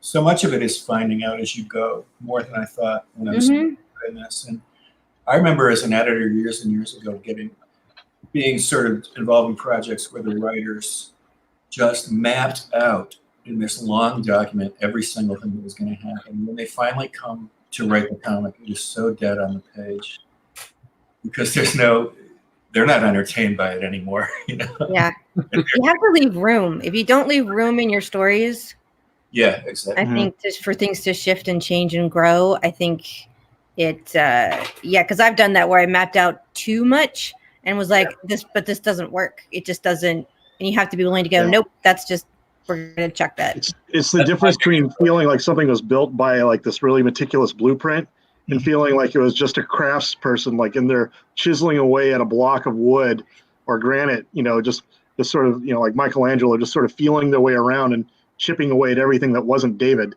And I think the latter method produces a lot more sort of soulful art. Yeah. It's particularly tricky in comic books because you're dealing with such short chapters. So you have to figure out you have to either have an assurance that you can go for a while, or you have to really figure out how to fit in, how to give yourself the room to still get where you need to go. Right. I prefer to all my ideas when I'm not writing Second Coming, but when I do my own stuff, I usually come up with a premise, and then I wonder how did it get that way, and I let the story grow organically out of it, and it can put me in some really bad spots, and I find those bad spots, forcing a solution or coming up with the answer to it, is what makes the story better, because I didn't know where it was headed, but where it was when it was starting. So it's like I'm not a planner. I guess I grow the story. I'm an over planner, but I like using a problem to solve another problem. That's one thing I like to do sometimes. We have another question from Damnation Magazine saying, where do you get your inspiration from for new characters? Boy, it depends on the character, doesn't it? I mean, everywhere. People you know, people you feel inside as part of your own personality. Comics you've read, movies you've seen, anything. It can come from anywhere. It seems like a lot of the characters I come up with are archetypes, or they're embodiments of something that I want to talk about, or they are combinations of people who I think sort of need to be taken down a peg, or they're never just sort of pure characters like, oh, this is my Uncle Frank, or oh, this is like this, this French lord who I read about in a book. They're usually have a little more symbolism in them at work in them than that. That's interesting. They generally feel like people. A lot of people who create allegorical characters, you don't really feel like they're human beings. But yeah, you don't want them to feel two-dimensional. You want them to feel like actual people, but at the same time, I think especially working in a short medium like comics, the way you get those characters to connect with people is to tap into something bigger that person is thinking about, because they don't care about this French lord character you're creating. They might they might have times in which they felt like they've been treated like a peasant. And so that's how you connect with them, by saying, oh, this is like that jerk. This is like my boss, or, rather than like getting them, spending 300 pages because you're Tolstoy, getting them to really know a character intimately. Right. Yeah, we're getting support oh, sorry. Go ahead, sir. We're getting some support in the comments, Mariah, for your observation about writing the end first. Yeah, it's weird because I didn't used to do that, but I mean, I don't ever write something without a fairly solid idea of what the end is. It's just not always how I'm going to get there that's clear when I first start off. Right. But that's actually, I mean, that's where editors come in. And since I've done editing and things, I mean, how Ash and Thorn ended up where it is now is because of the editorial input of like Sarah Litt and you, Stuart, and stuff. So it's having that also those other set of eyes that can look at the story and let you know, like if something seems weird or off. That's always really helpful.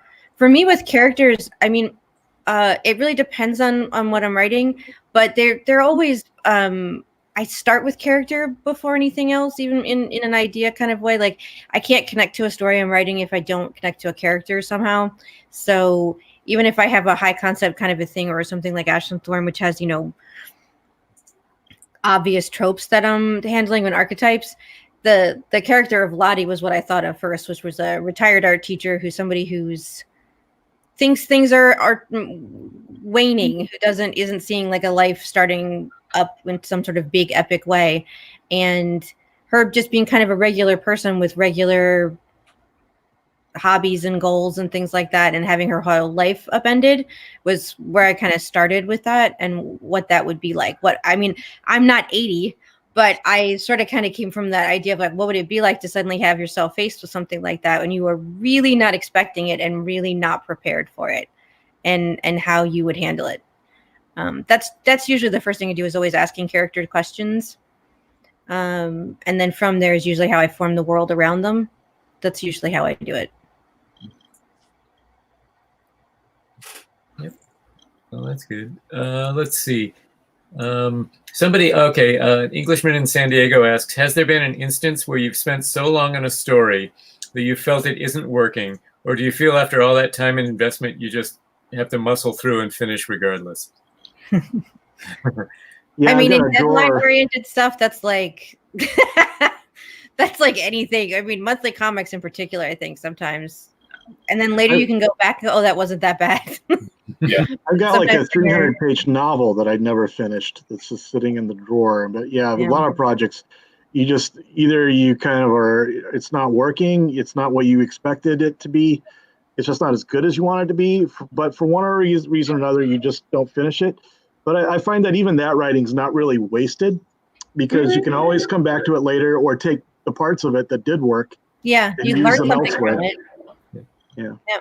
It's the same thing with art, I think. I mean, there's plenty of times when I start something, a sketch, and I think I know how I'm going to, and then it just does not turn out how I want it to. And I still learn something from whatever that was. And it's the same thing with the story. You start off with that and you kind of keep going. And sometimes if it's like my joke deadline oriented, but some of those you have to finish it. Like you don't really have a choice. Like it's, but if it's like a personal project where it just doesn't turn out, I put it down for a while and come back to it later. And then sometimes I'll find the good things and get that out from under what doesn't work. Yeah, that was a really valuable lesson I learned early on in writing, is that no writing is ever really wasted. So don't be too nervous about writing a project or starting something. Don't feel like you're honor bound to finish it, or that you can't do anything else until it's done. Just know that as long as you're writing and moving forward, that you're creating something that's, if not immediately important, will if nothing else be a learning experience for you. Yeah. That's a great thing to say, because so many people starting out and other people and some through their whole lives just use their creative endeavors as like a club to beat themselves with. I always hate to see that. There is something to be said about just finishing the damn thing, though. Yeah, there is. That's true. Yeah. I mean, I've like right now I'm retooling how I'm approaching the finishes on Second Coming, because I feel it was really uneven in the first arc. I wanted to have this kind of spontaneous, very sketchy approach, and sometimes it just looked too sloppy for me. So I've been like re-inking pages.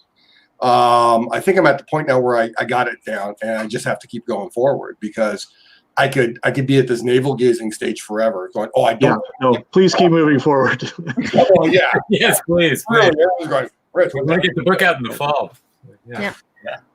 But I thought it was really important to get the visual integrity of the book down from the start, because we actually did this weird gear shifting in the transition from Vertigo to Ahoy, and I felt I didn't really visually have a handle on it.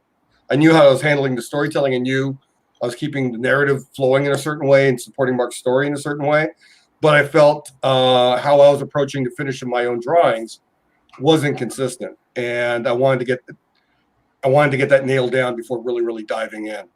And it's like I think I spent about a month and a half on that, just on that re-inking pages that I penciled. And go ahead.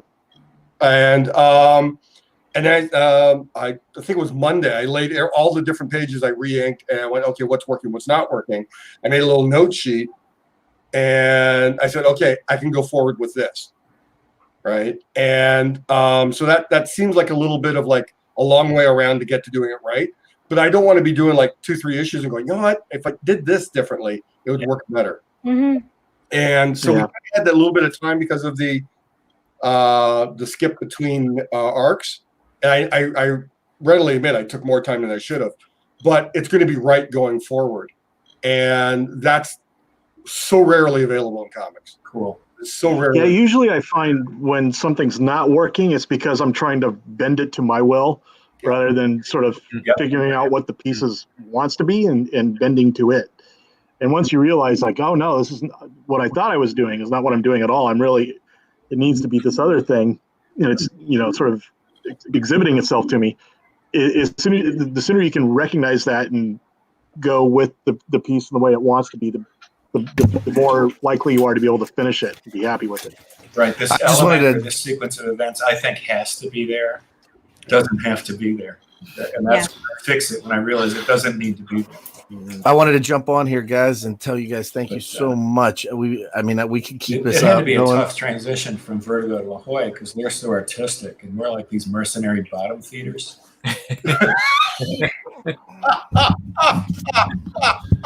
Thanks for having us. I love Tom.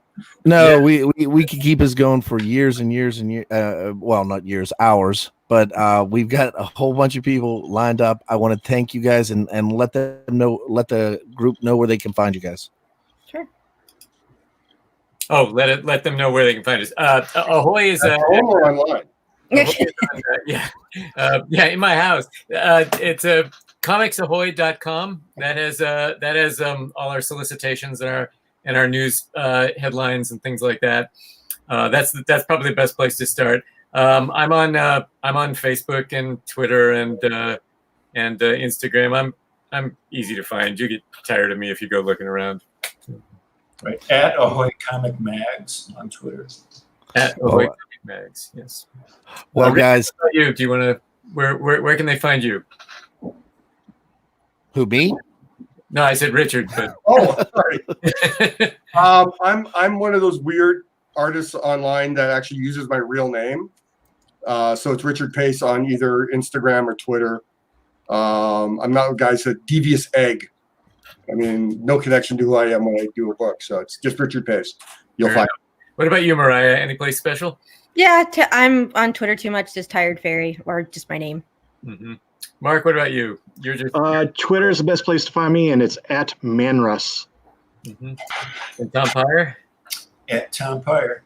At Tom Pyre. There you go. All right, guys, thank you so much again, Thank and everybody Thanks. everybody watching, stay tuned. We got 2 very special guests coming up here very shortly. Thank you very much. Thank.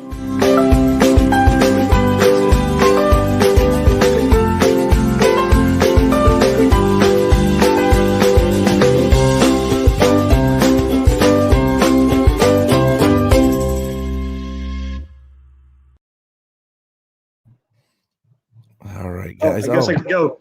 That's okay. Guys, that was awesome. And for everybody that has been hanging out there in the world, our scheduling has changed a little bit. We had a possible move, but we needed somebody that's been doing this for a little bit over here on the YouTube world. And I don't know if anybody here knows who this guy is. I mean, he's got a real small channel. But I figured who better to introduce and help us out with a con than that's right, Cape Joel. What's going on? Hey, thanks for having me, man. Oh, I can't hear you, man. Oh, there you go. Oh, can you hear me Hey, now? Cape, yeah, I can hear you now. And Oh, good. we're going to take a little bit of time because we had Tim scheduled for now, but he had a scheduling conflict. Oh, no. And but we're waiting to see if we're going to be able to get him rescheduled here very shortly. Okay. But who else? I mean, we gotta have you on here, man. Well, There was no way getting up, Cape Joel. Joe, I'm sure nobody needs to know, but where can they find you? Well, you can find me at Cape Joel in just about everything. My channel is actually Caped-Joel. I've been thinking for years I need to get rid of the hyphen because that was like my little Spider-Man reference that I had going forever and ever. But I wonder if it hurts my searchability. That's why I'm just Cape, no hyphen Joel on everything else, or Cape Joel one word on Twitch. I have many variations on the same name. Well, Joel, you have a standing invitation for the rest of the weekend. I know you guys were planning on doing an Elseworld panel tomorrow, but that kind of fell off. Yeah, the time didn't quite work on that because I also have the comic multiverse on Sundays that I normally do at 10, and it just couldn't work it out. It was a little unfortunate because we wanted to do it, but hey, next time. But Joe, I'm going to bring in one of our other partners in crime from the Comic Horror. This is JD's Comics. Hey, sure. How are you? Oh, how are you? I'm doing all right. Thank you for asking. And we appreciate oh, JD, you got a ton of glare coming on. Yeah, I got in the background. It's we have pretty. I'm going to take you out. Can you get that? Yeah. Very heavenly. Yeah. So, I have a couple artists that we wanted to bring on, and hopefully you can point some people their direction. Is that okay, Kate? Yeah, sure. Why did I call you Kate? That's no one's done it before. I kind of like it. I kind of dig it, right? So I'm going to tag in JD and Drew to help me out and bring in some Cal. The first artist up is going to be Cal Willis. I'm going to let JD talk a little bit about him real quick. Sure. Hey, everybody. Sorry about the glare in the background. I looked a little heavenly according to Mr. Joel. I thought that was a little hysterical. Drew, how are you, my friend? Oh man, I'm excited to be on a stream. Very good. Well, we did like it. What happened? Yeah, he was excited for a minute. then he- So excited. That was premature. I got out of there real quick. Yeah. And Joel, we were excited to have Tim Seeley as part of our programming. Yeah. But apparently things go awry here and there. I'm a regular listener of the Elseworlds Exchange and of the Comic Multiverse. And thank you. Yeah, you were my favorite member of the Weekly Pool before that Aw. podcast imploded. Oh, that means a lot to me to Yeah, hear. yeah. man. You know what? I'm a big fan of Benny yelling at other people besides Joel. I feel like you always got the raw deal on that. That was you our never shtick. outgrew new guy status, even with like Caitlin coming in. You never outgrew the new guy status. Nope, never ever did. That was my lot in life. Well, I tell you what, you got seniority around here from the get go. Well, thank you. JD, tell us about this artist who's going to be coming in, and I see him working backstage already, feverishly. First artist I'm bringing in, I bought something from him. I bought this Null painting on the Saturday after it first appeared. I'm going to bring on Kyle Willis right now. This piece has been talked about a lot in my house because my kids are afraid of it. But it serves the purpose. So every once in a while when they need to stay out of the room, that's perfect. But there's Kyle Willis. Kyle, how are you? Pretty good. How's it going? Good, good. So tell us a little bit about your background and yourself. Well, I got my start doing ballpoint pen portraits of my coworkers and their pets. And I moved to Jacksonville, Florida, about 8.5 years ago to learn digital media. And after I got here, I didn't like what I was doing with that particular company. And I decided, well, I'm going to try to keep doing this on my own. And, started going to the local art walks and that evolved to gravitating towards what I love, which is comic books. And I started doing a lot of comic book themed artwork. And then I was setting up at tattoo conventions, which led to, setting up at local comic conventions and now doing, the bigger shows, the mega cons and the Florida super cons. And I was all set to, this was my year. Last year, I said, all right, anybody wants me to do a show out of state? Let's go ahead and do it. So I was all set to be in Grand Island, Nebraska, and then COVID-19 comes. I was supposed to be in New Hampshire at the Old School Comic Book Show, and both of my out-of-state debuts have been canceled thanks to the crisis. So. Yeah, the Grand Island Con, which is a fun one for all artists, it's a smaller con, was actually that area has been hit pretty hard with the COVID. It's the hardest hit in the whole state of Nebraska, and it's not that big of a town. It's not even close to being the size of Omaha or Lincoln. But so did I kind of described your painting or your this style you did as a collage style? Is that how you prefer to call that? Yeah, so I'll take the pages from a book that's, been waterlogged or, just a reader copy, and I'll tear the pages out and I'll use wallpaper paste to put them down on my canvas, let it dry overnight. I seal it with clear acrylic paint, and then I paint right over top of the actual comic book pages, kind of breathing new life into a book that has lived a good life, Yeah, it's one of the things that everybody who I've shown these paintings to or they asked me about them, they think it's a very unique idea. The fact that you've got Spider-Man stuff, or in this case, some old Venom comics in the background, some Lethal Protector and stuff like that in the background of the Null painting. And I know I commissioned a painting to you. I think, did you mail it already? No, it's sitting a couple feet to my left here. I have to go to Home Depot to get that. I ship those in a box that's made to ship flat screen televisions, and the line to get in Home Depot is nuts. So I'm going to go Sunday. Should be the good day. So I'm going to go over there tomorrow. Nice. Pick up that box.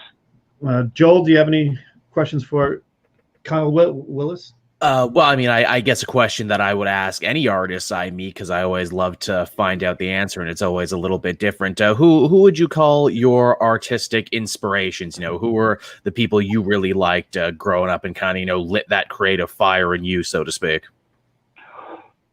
Well, the answer to that question is really like a staircase of answers. I was born in 1978, and when I was like 2 or 3 years old, back before they had gastric bypass, they had what was called getting your stomach stapled.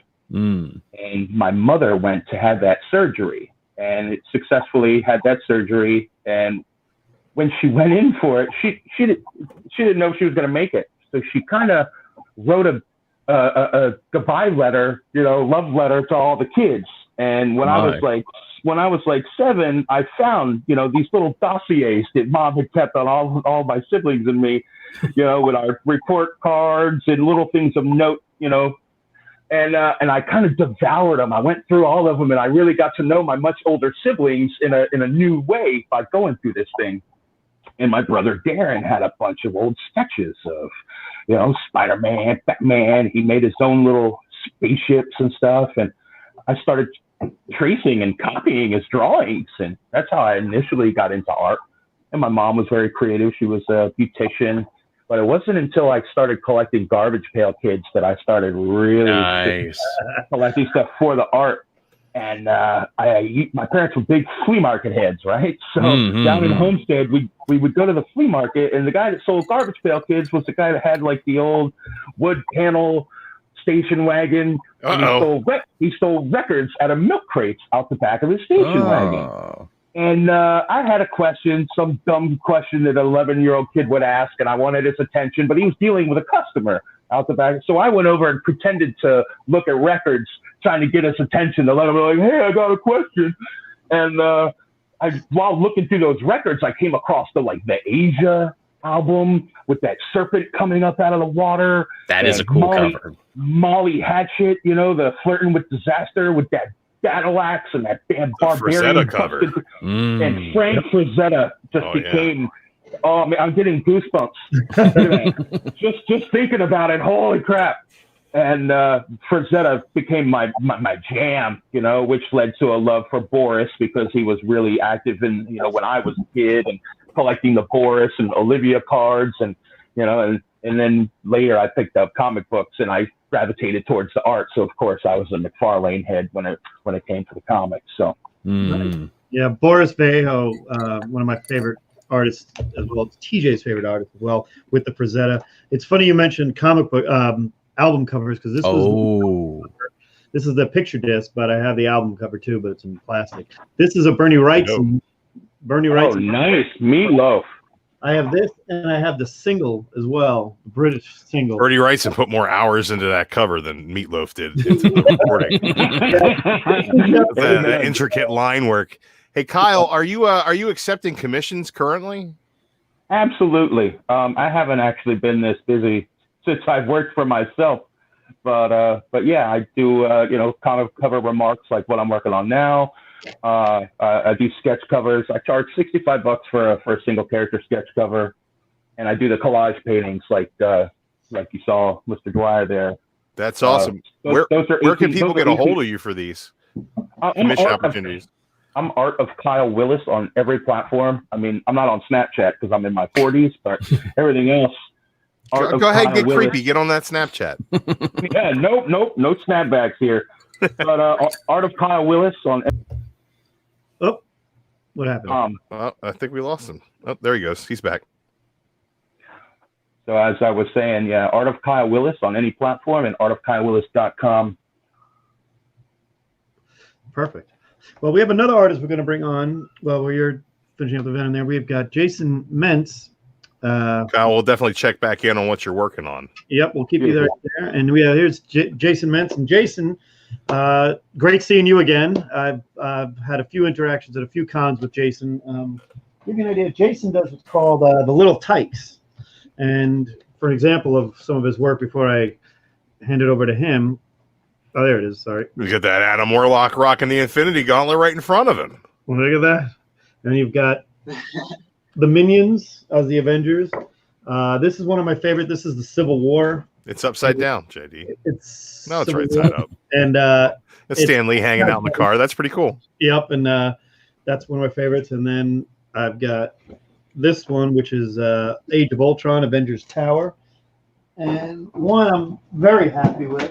forever right now, is I got Daniel Logan, the kid who played Boba Fett in the Attack of the Clones, to sign this one. Nice. Kid Boba Fett dragging along. This is one of my favorite ones. I did try to ship this to Scotland to have Jeremy Bullock sign it, but he backed out of that con. Maybe one day I'll get Jeremy Bullock as long as he's still doing cons. But there we go. So that's Jason Means. So let's. Well, you got Means here, Mr. Means. What are you working on there? Hey guys, a GI Joe cover right now. It's got Snake Eyes and Timber. That's awesome.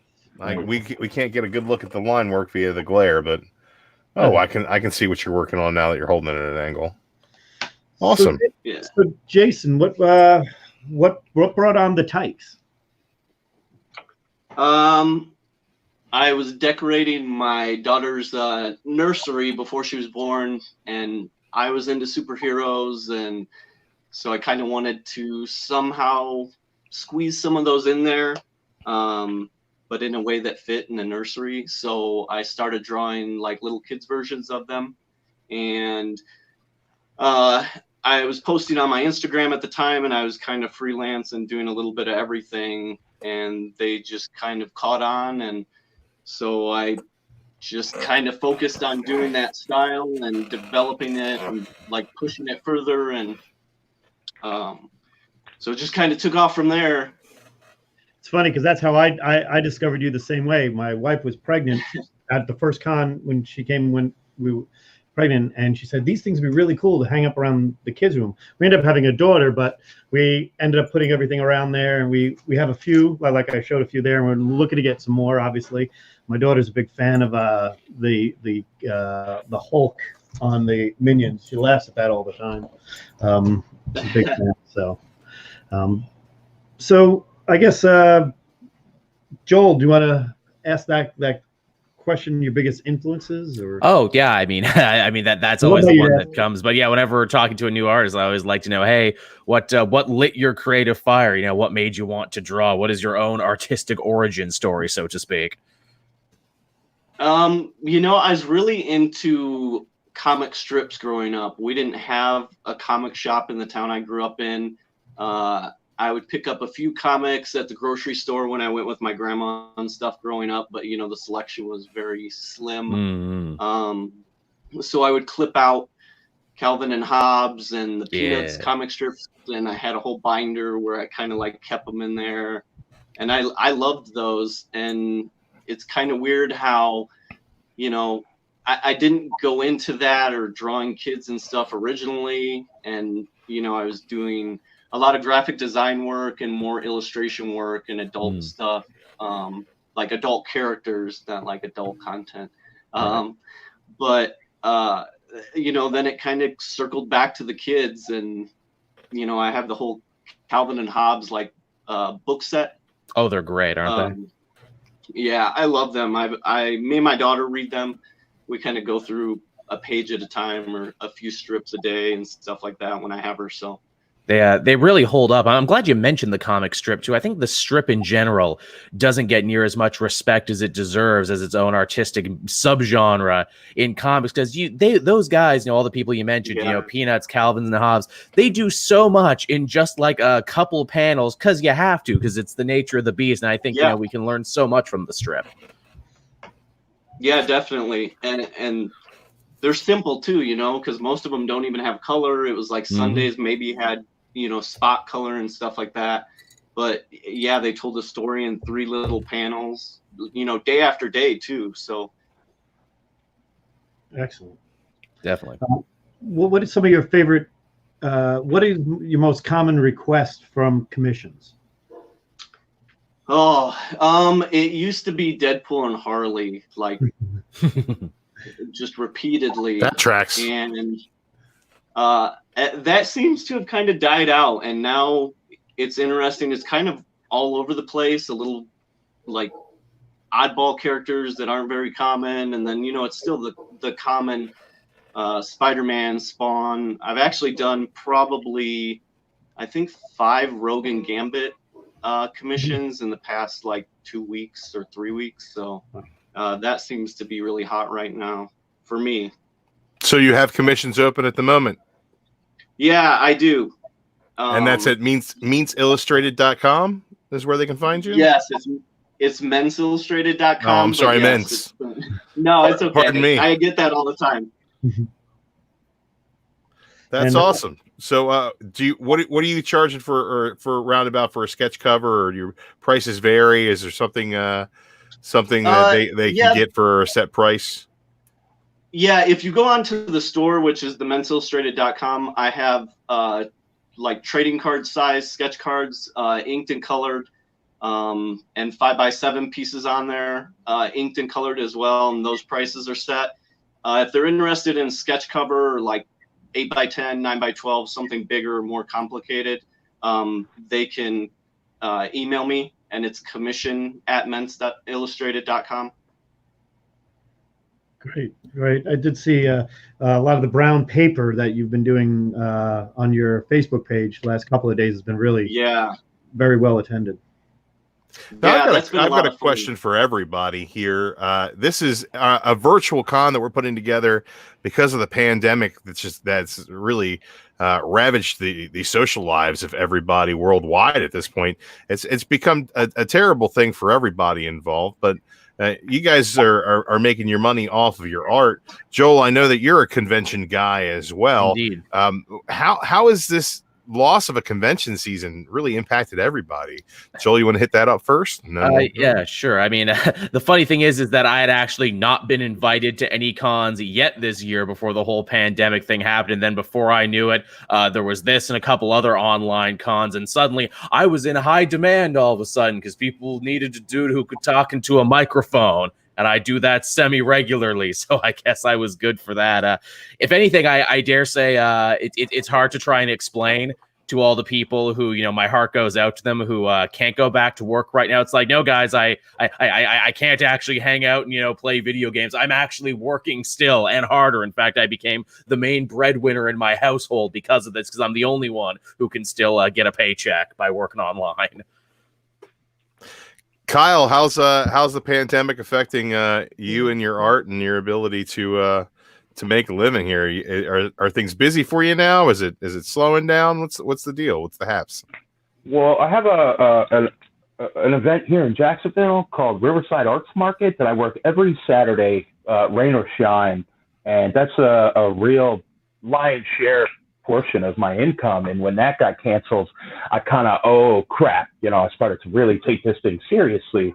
But the influx of commission work from people who are stuck at home and bored and people who want to support has been so overwhelming that I'm barely able to keep up. I'm so thankful that people are taking care of their artists in this time. It's been breathtaking, man. Right on. That's awesome.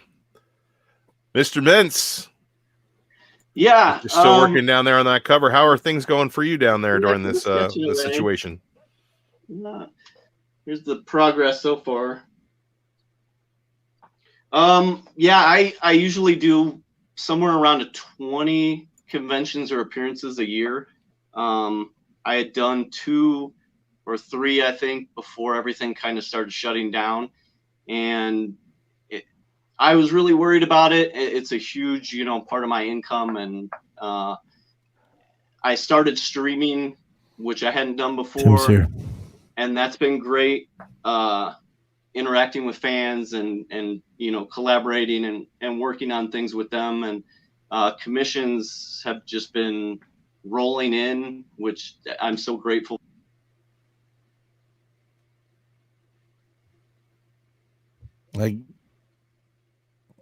Did we lose sound? I can't hear him. Okay, so we're gonna have to bump him out of here real quick. And Jason, Cal, I'm here.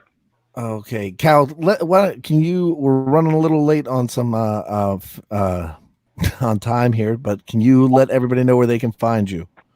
Yeah, I'm at Art of Kyle Willis, artofkylewillis.com. Instagram is Art of Kyle Willis. Every platform that has a handle, it's Art of Kyle Willis, at Art of Kyle Willis. And we have you up on the website as well, right? You do. There's a Deadpool piece that I did. It's up on your Artist Alley page there. Okay. And then where's JD? There. Right JD, here. where can the people find you? Oh, well, I guess he left. I'm right here. Right here. Here's Art of Kyle Willis. That's his site down here. And all right, just go ahead. All right, Joel. Yes. Let's talk about where we can find you all the time, every day. Every day at Cape Joel on YouTube, new videos, rain or shine. I've actually been experimenting because of this pandemic into some new stuff that I haven't really done before. I watched like a bunch of old retro superhero commercials, watched a bunch of like 90s toy commercials, recorded my commentary of real fun, real funny stuff. People seem to be enjoying it, so maybe I'll be doing some more of that as I wait for new single issues to come back out. Nice. Hey, Joe, I still might be able to have that one little panel we talked about last. Right. If you might still be interested. When will that be? You hit me up, send me an email what times, and I'm going to see if I can make that happen. Okay. All right, then. We'll do that then. So I apologize for Tim not being here, but it happens. But we definitely want to thank you and thank the artists. And guys, check everybody out. Any way we can help make things better. Mm-hmm. Joel, do you want to take us out for a second? Sure, yeah. Hey, again, thank you for letting me be part of this Mainframe Comic-Con thing. I think it's a great idea. I love that we can all come together as an internet comic book community, support each other, support good causes, everything, and just give people some much-needed fun and distraction in these trying times. So thank you guys. If you guys want to hold on, we got more stuff coming your way. Thank you guys.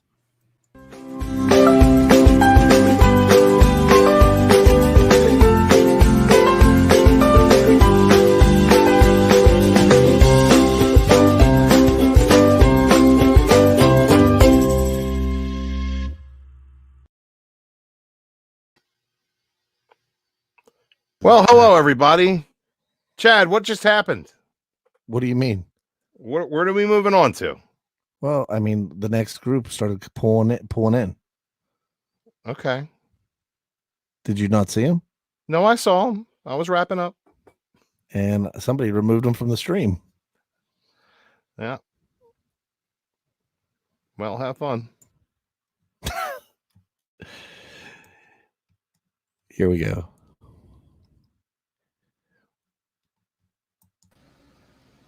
Thank God Whitewell's here. Hey, I'm always here. What's going on? And then we've got Jay Sat. Jay? Oh, I'm here. Yeah. Hey. What's going on, Jay? How are you? Good. Am I here at the right time? Absolutely. Yep. A wizard is never late. No. Humility and Rye. Well, comic writers are though. Why don't you introduce yourself? Tell everyone who you are, what you do. Okay, well, I'm Jay Sandlin. During this quarantine, I'm mostly eating lasagna and trying to keep everyone a minimum 25 feet away from me. But we're up to 25 feet. Love that. 25 feet at least. I don't know. But yeah, I am the comic book writer of Mad Cave Studios' Over the Ropes and Hellfighter Quinn, along with some other projects that have, they would have been announced this month, but you'll have to stay tuned for that. And I'm also the author of Space Police Files, the sci-fi anthology of irreverent, unredacted, and uncensored case files of the space police. Kind of like Cops meets Aliens that you can check out on Amazon in paperback or ebook. Very cool. See, I got my Hellfighter shirt on. Can't really see it, but yeah. Nice. Thanks. So are you staying busy and working during this time a lot, or are you just eating lasagna? Oh no, I am definitely managing to hold down the Garfield diet while also working. I've that's the dream, right? Yeah, written close to 100 script pages and about 25,000 words in prose. So it's just about, in addition to that, trying to stay active and going for walks. I like to go into the neighborhood or a nearby park and stay on the sidewalks while staying active, trying to keep the brains in, keep the brain going. So to speak. Yeah, for sure. Yeah. I've been going on a lot of walks lately. It's been a real lifesaver because sitting on the couch all day for a month is not going to cut it. No, it's not. Moving. It's not. No.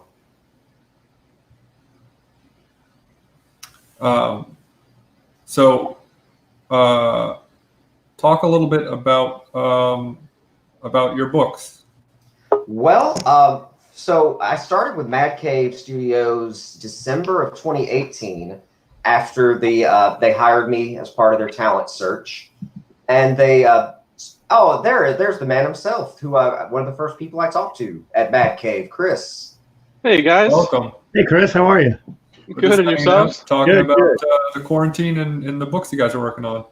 Right on. I kind of just jumped in and I didn't want to interrupt you guys, but I'm here. Oh. Yes. It's a party. You arrive when you come in. Right on. So please continue. I don't know where you guys were exactly.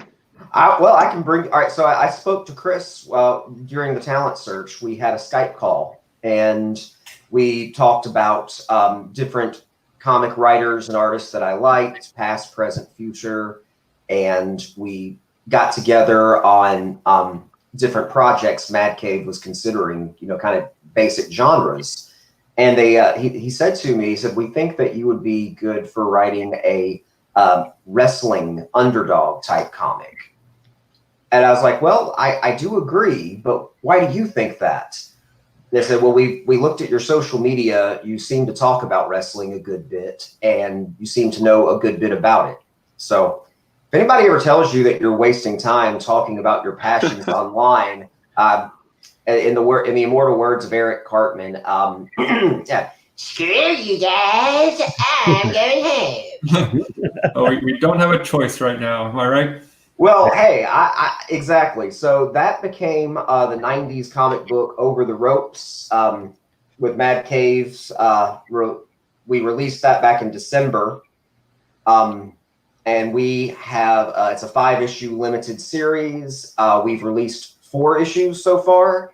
And last I saw the finale, issue 5, the steel cage match. It's coming up between our guy Phoenix, and his school bully type heel, Roll Tide Billy Radisson, in a steel cage for the title. It's coming out in. I got the notification actually on my email. That's coming out in May. Yep, we're finally. We're finally. If everything goes the way it should, we're looking at May. Yeah, that's what I heard. Chris will probably have to talk more about the details on how that would work. Wait, he's that way. Yeah, Chris will probably have to give more details on how that would work because everything is just changing on a daily basis now. We never know. Yeah, that's the problem. I could tell you one thing right now, and it'll change on Monday when I get a new email. So at least what's the plan at the moment? Because I've heard, working in the industry, that mid-May is when Diamond is looking to start shipping stuff, and I haven't heard an update to that. That's what I'm under the impression of right now, but I'm kind of taking that with a grain of salt because we got to make sure that everybody's able to ship their stuff, everybody's able to receive. I don't think they're coming back like in full force initially. So right, yeah, I don't know what that means for amount of like books going out. A trickle rather than a floodgate, but right. It's kind of the name of the game at the moment, where we have to live in this new COVID world for the moment and kind of take what we can get. I live down in Orlando, and it's been a very strange situation with all the parks closed and everything. Oh, yeah. So it seems like half of the traffic is gone because there's no tourists. So it's the same sort of thing where we don't really know when those are opening again, and when the people are going to start coming back. So it's the same sort of thing for Diamond, where they're kind of playing things by ear, and they're going to do what they can. But even like stuff from the bigger publishers, I've heard that they're going to be putting them out incrementally. So yeah, well, we have our orders and stuff for Hellfighter and Over the Ropes, and there's a few titles coming out in May. I think Woven Heart as well. But we're really looking forward to Jay's books getting Over the Ropes getting the conclusion, and Hellfighter was just getting going. So unfortunately, that's the state of a lot of books out there right now. We got one issue of Hellfighter out, so I just look at that as it was a sneak peek. You got a sneak peek at the series of Hellfighter. The tournament began. That's Quinlan Jones, the Harlem vigilante, who enters this very brutal blood sport type tournament for an object of great power against. We got to see him beat the crap out of the Fishman, Myrmidon. Myrmidon, yeah, the Masters of the Universe rejects. So that was a good an introduction, but there's still a whole lot more to come. So I'm glad that we have the majority of the story still out there for the readers to pick up. Now, not to be too much of a downer, but this is kind of like a real honest, real life question is, not just for you guys, but for the industry as a whole, what do you think is going to happen to reader retention once things come back? I sincerely think people pay attention. So yeah. I don't think 2 months is going to change really, that much. I think the people who want to read are going to continue reading. I don't think it's gotten to the point, if you were to tell me this has been going on for a year, well, I think then people change, tastes change, maybe the way they spend their money changes. But I think in this short time frame, I think we can rebound. I think people are excited to get to new books. I also think there's been so much conversation about it that people are, they check, any news site and they're going to see an article about it. So it's like top of mind. They haven't forgotten that comics are there. As a fan myself, I'm chomping at the bit for some new books because, you can only reread so many old trades, but yeah, I got through my backlog, thankfully, at least, a good chunk of it. Right. So, and I'm trying to find new books. Yeah, find new titles, find things you haven't read yet. Maybe people who haven't got into Mad Cave yet can use this as a chance to find some of their titles if they haven't had a chance to yet. Yeah, I'm a big champion of indie books, of smaller publishers. I think a lot of the best work is coming out from smaller publishers right now. So, kudos to you guys for doing that and hitting the grind. But I know it must be tough right now because you were probably scheduled to do some cons during this period, I would assume. Oh yeah, I'm sure the same goes for Jay. Jay likes to go to do his networking thing, but we pretty much have had 3 shows canceled already on us, including San Diego, which was going to be our first year. And so that's straight up. Yeah, they didn't canceled. Like the MegaCon is at least trying to delay. They're trying. We'll see. Yeah, I don't. They're scheduled for the first week of June, I believe. I don't see that happening. I think it's the first week, and first or second we'll see. You're in Orlando? Yeah, I'm in Orlando. Okay, I'm down in Miami, and I can imagine how that is over there. Yeah. But so, it's good to see that they're at least trying to postpone it rather than just straight cancel it. I know it's a much different size show than something like San Diego, where they probably just think we can't accommodate something this massive. For me, it really it's a disappointment because I think really starting off the year with books like Hellfighter and Over the Ropes, The Savage Bastards, we were like in the right on the right track to having a really big year. And it was San Diego and a couple of announcements that we ended up not making, or one announcement really that we ended up not making because of everything going on. So, it just kind of pushed everything to the side, and, we had to completely readjust with launches, a product announcement or new book announcements, everything. So, it's just, that's what really bothers me is that now the whole industry is delayed. Yeah. For sure. It's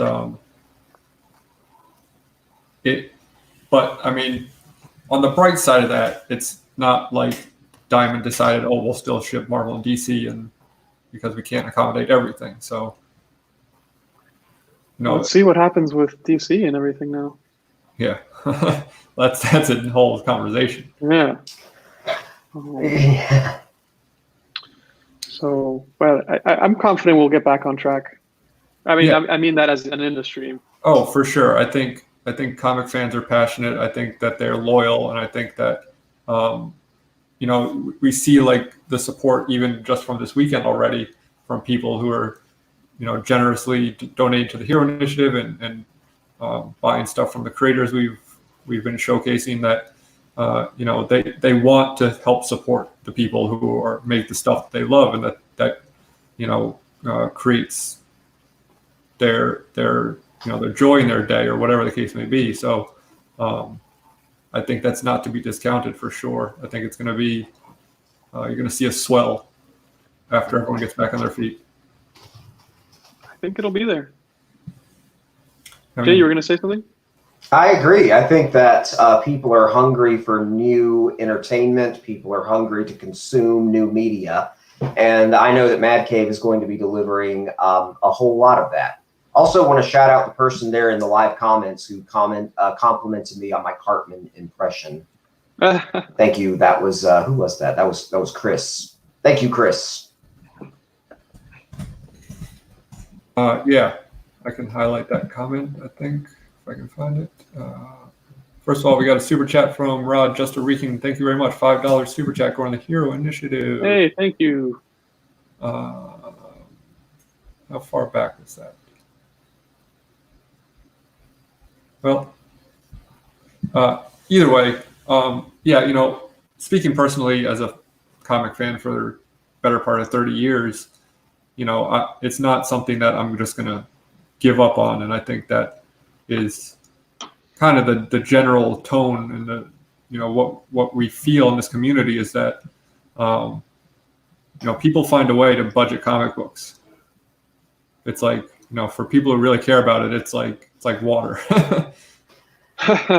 Yeah, I mean, there's besides the necessities here, what's next on the list? I mean, yeah, I'm pretty sure I know where that's going. Yeah.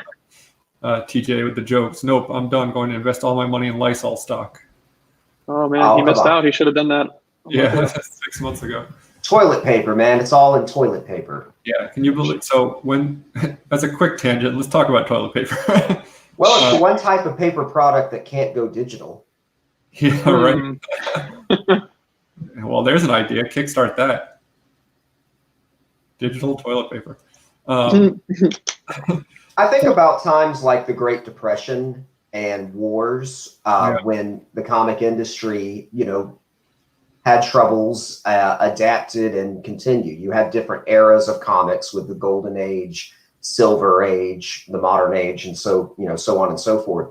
I believe that now we're going to enter into more of, I don't even like the term, but more of an indie age where it's less homogenous in the big companies controlling, comics. Also, comics are a lot more than superheroes now and have been for a while. But that's something that the people, a lot of people outside of comics don't seem to understand. They're not just long underwear books. And in the indies, I think the superhero comics make up a minority of the titles. Oh, for sure. So I hope that they get to see more of that. See people asking in the comments, people do wrestling stuff in the community. Yeah, I like that. The Immortal Biggie Shack, banging and clanging. He was basically asking, there's a lot of crossover between comic fans and wrestling fans, and a lot of comic YouTubers also do wrestling stuff. So they have shows that are devoted to wrestling, and then they have shows devoted to comics, and sometimes they cross over. Obviously, you guys must be fans of both as well.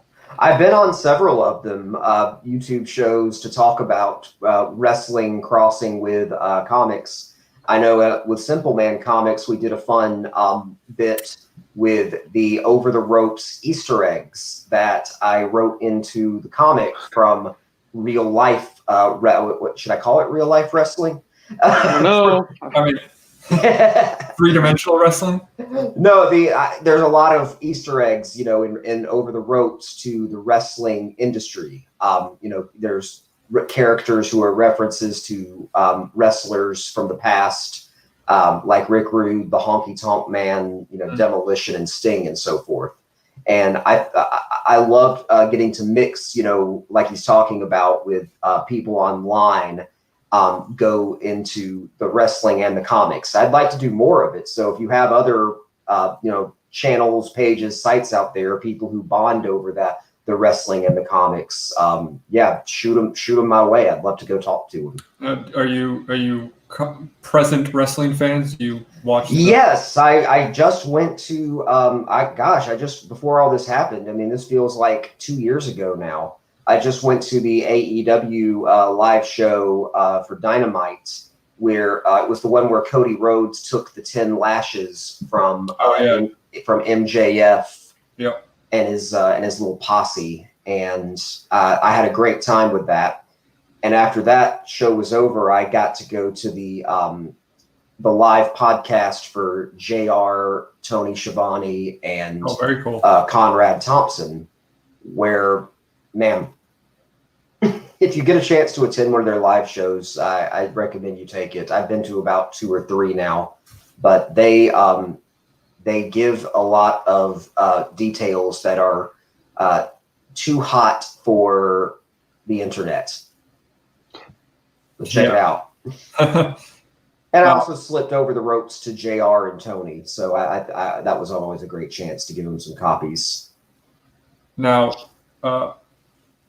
maybe this is not something you want to put out there and get yourself in trouble, but who do you think is putting out the best product right now for wrestling? No, I don't have any problem talking about my opinions on the product. But right now, everybody's just doing the best they can. Sure. To make a show. I meant pre-quarantine. Pre-quarantine, I really don't want to say one's better than the other, but shiny and new always has its advantages. And AEW has been new. It's been, I've really enjoyed how they have kept the show, how do I say this? It feels more self-contained, the way that episodes of Nitro were.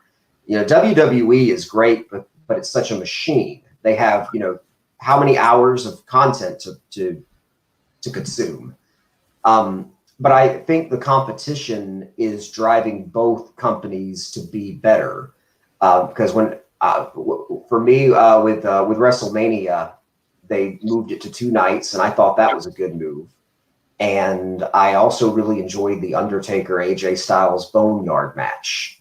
Then on AEW's side, Cody Rhodes is probably my favorite wrestler in the world right now. He's tremendous. They've got Jericho, who's been my favorite for years. The Ayatollah of rock and roll, Y2J. He's a chameleon. So on and so on. Yeah. So I've been really into AEW. That's why I went to the live show when it came to town, and I've really been into how they're trying to revive the competition in the business, which is actually a big plot line with Over the Ropes. It's got a smaller Southern promotion in the 90s that are trying to compete with, larger promotions they're trying to get a TV deal. They're trying to stay relevant in a time where the industry was changing again. Mm-hmm. In the 90s, the wrestling industry changed a lot because the territories were no longer a profitable way to do business. And cable TV was the lifeblood of wrestling. You had to have the cable show. You had to have the, national exposure. And it makes me wonder, that was kind of the watershed wrestling moment. It makes me wonder now at this point, what do we do with, with how comics are distributed, and how do we keep the local comic shops going so they don't fall the way of the record stores and bookstores. So speaking of that, what do you think of some of these new smaller publishers that are trying to do more experimental distribution? Like I think one's called Bad Idea Comics. You hear about them? Yeah. Jay, did you hear about them? Not really. That's probably a better question for Chris than me. Yeah, I heard about them. I know I know Dinesh from Valiant was a part of that, and also I can't remember who else now. But I got a chance to see like the whole presentation at Comics Pro this year, and I think what they're doing is really interesting. I like anything that kind of challenges the norm. My only like obstacle that I see there is for the retailer has to actually go out of their way to order that book, as opposed to like through their Diamond portal. Well, do you think that's part of the reason why they kind of chose such a limited number of retailers, so that they made sure that they would be interested in ordering? Yeah, I definitely think. I think they announced something like 50 stores to begin with that they were working with, and then it expanded to 150. And I think a lot of that was due to, like, obviously the books look great. Don't get me wrong. That's not what I'm saying. But like oh my God, it's so exclusive. I want to be like, how can I wait? Can you accept 51? Wait, would you take 52 stores? What about 53 stores? And then before you know it, it's 150 stores, and But I mean, I would assume that's kind of a positive thing for them, since they wouldn't have upped it to 150 stores if they didn't feel like they had the demand. I would guess. I would guess that would be my assumption. I think I think with time, that number is going to grow even more. So I think before you know it, it's going to be 500. Yeah. So I'm not trying to take time away from you guys to talk about the competition, but my point is that, do you think that there is going to be kind of this, like, for lack of a better term, indie revolution, where there are going to be some other ways to get books out? I know Kickstarter is a big thing for a lot of indie books, but that can only take you so far. Yeah, I think I definitely think there's a chance for it now more than ever. Just with a lot of, not just with what's going on in the world, but just the opportunities that people have now to self-publish. I think it's not that it's easy by any means, by any stretch of the imagination, but the barriers have definitely been lowered with stuff like Kickstarter and various, online websites where you can just upload your stuff. I do think now is like a time unlike any other, where you do have stuff like, Bad Idea and TKO doing their thing, the distribution methods, and Alterna. So I do think there's room for that. I just, it's all about communicating with the retailer, and like, I think that's a big part of it. It's going to be, if 20 different companies are doing that, and you have to go through 20 different, order forms, and this and that, it might, it might turn off some people once it starts. It might, yeah, where you have to dedicate a guide to ordering, I don't know. But I guess, if the customer demand is there, comic shops might be more willing to do something like that.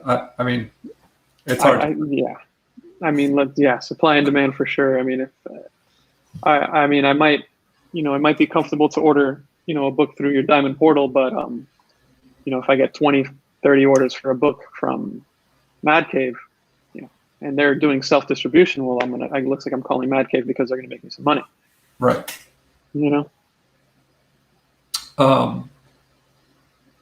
So my next question regarding the quarantine period is, so many people now, I feel like during this time, since they're having a harder time getting physical books, are turning to digital, which, I've never been a digital reader, but do you think that there is going to be any sort of shift?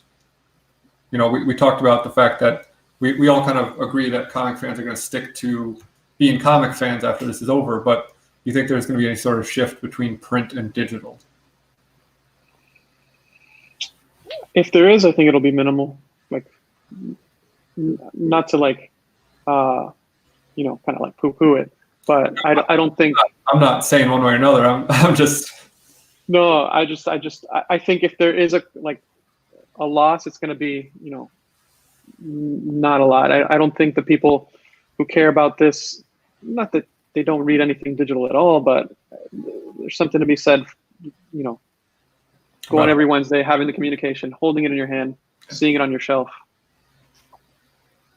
I probably will sound a bit sacrilege, but I am a comic reader that does love to read digital. And it's really just because of how many comics I want to read every week.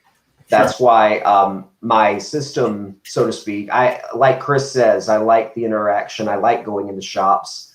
I like especially going to have signings. And I was very lucky to go to Rick's Comics in Nashville for a signing for Hellfighter Quinn shortly before all of this started. But with just the number of titles that come out, I do like digital. I also like the idea of having your panel, just as a writer, and I'm not an artist, but I can imagine as an artist, when you read a comic in your hands, and then when you have it on a guided view tablet, and you get the entire panel taking up the tablet. That's something I've always liked, but I don't believe that the digital, even if it does get a bigger hold, I don't think it'll ever replace the actual comic book. And I do like to get the hardback titles, the graphic novels. I do those with the indie books, and then if it's a big book, big 2 book, I typically get it digital. That's because I gotta save some space somewhere. Yeah, tell me about it. Looking at the background for both of you there, you obviously agree. Yeah, I mean, this space. If you saw around the corner, you think. Yeah, I have a closet that I do not want to show you guys. Yeah, exactly. Good point from Chris there on the comments. From an artist standpoint, you can't have 3 different covers in front of you at once. Sure. Buy 3 tablets, man. Yeah, right. Apple and Samsung will love you for that. So going back to what you were talking about with the digital and how there's that guided view where they show you the full panel, do you think that's going to change a little bit how, if digital does kind of eventually start to get a bigger foothold? So right now I think it's a fraction compared to what people read. But if it does start to kind of chip away, you think it's going to change at all how people create books? Because I know right now when I'm reading a comic, I look at you maybe don't read the whole page at once, but you see the whole page at once, and that kind of forms the story at points sometimes. Whereas you're doing that guided view, is just one panel to one panel to one panel, so it's a much different viewing experience. Yeah, and I like it. That's what I do like reading digital for that reason. Another comment here from Aaron about the audiobook comics with actors doing the readings. I totally agree.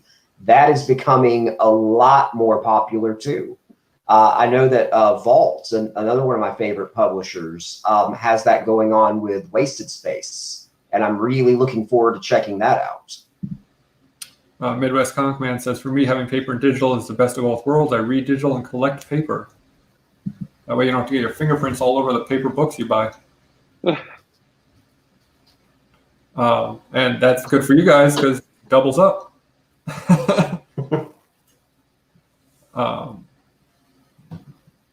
So I actually worked at a GameStop, like, I don't know, I guess it's been 7 years now, something like that at this point.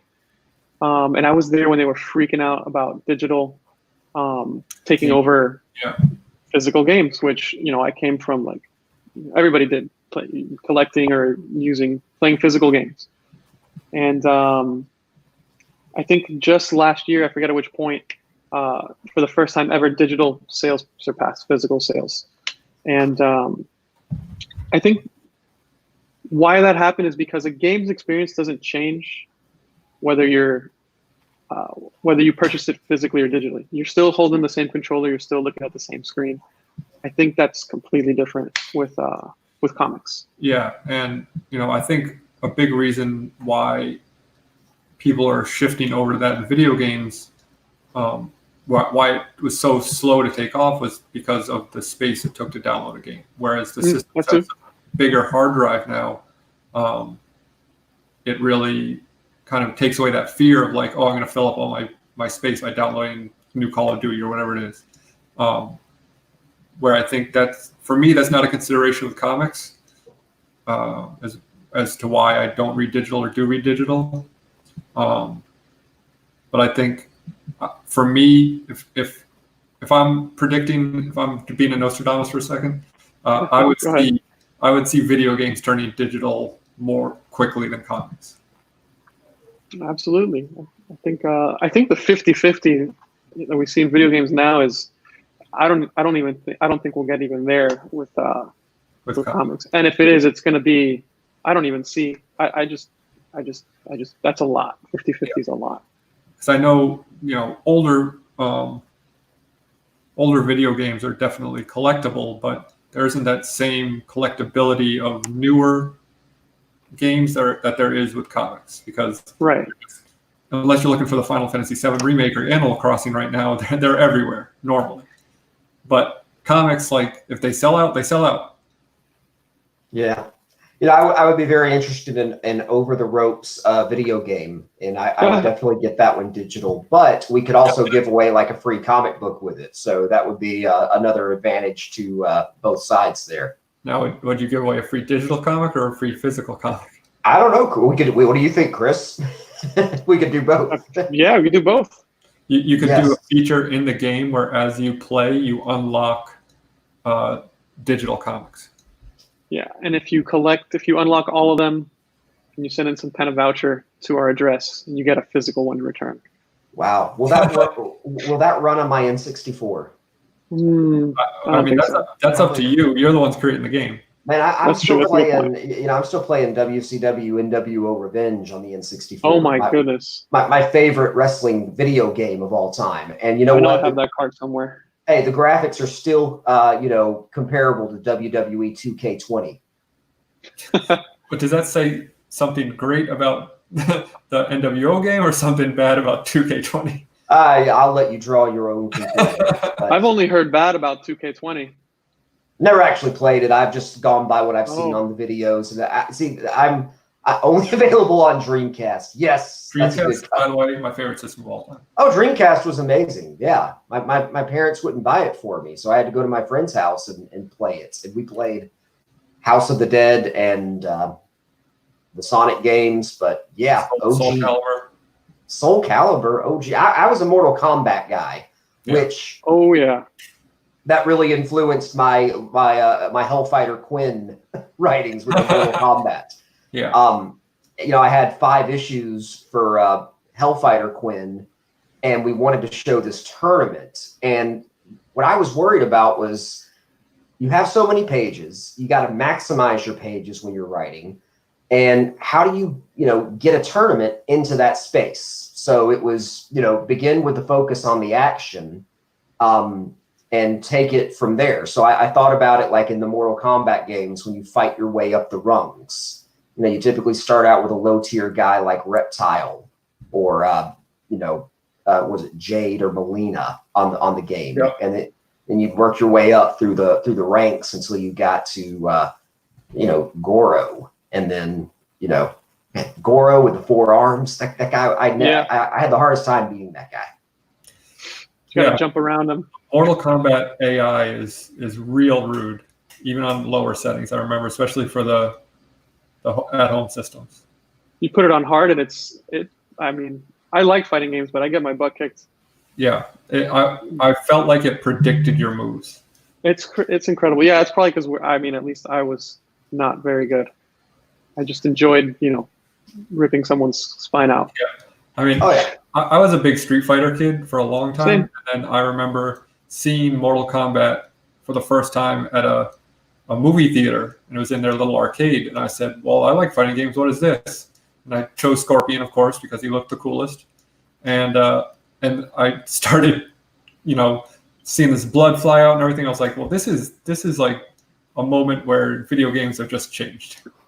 Scorpion is my favorite. Oh, got a question from Chris, our favorite wrestler of all time. Ooh, man, I'll go first. Mine's quick because I know Jay's got a legitimate answer. I'm gonna say Mankind. Guy devoted his body. It was like master. 4 or 5 characters. Yeah, I was gonna say Mankind specifically, or no, sorry, just like the whole Mick Foley roster. Of Foley, Mankind, Dude Love, Cactus Jack. I was a big Cactus Jack guy. There you go. Hey. Hey, guys. What's up? Hey, Chris. Why don't you introduce yourself? Say hi. Hello, Chris. Can you hear us? Yeah, I can hear you. All right, you are live, sir. Introduce yourself. Say hi to everyone. Sorry.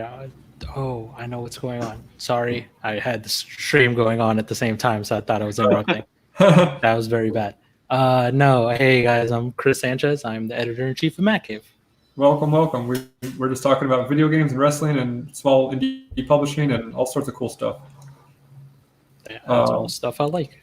Yeah, there you go. You jump right in then. So we're talking about favorite wrestlers right now.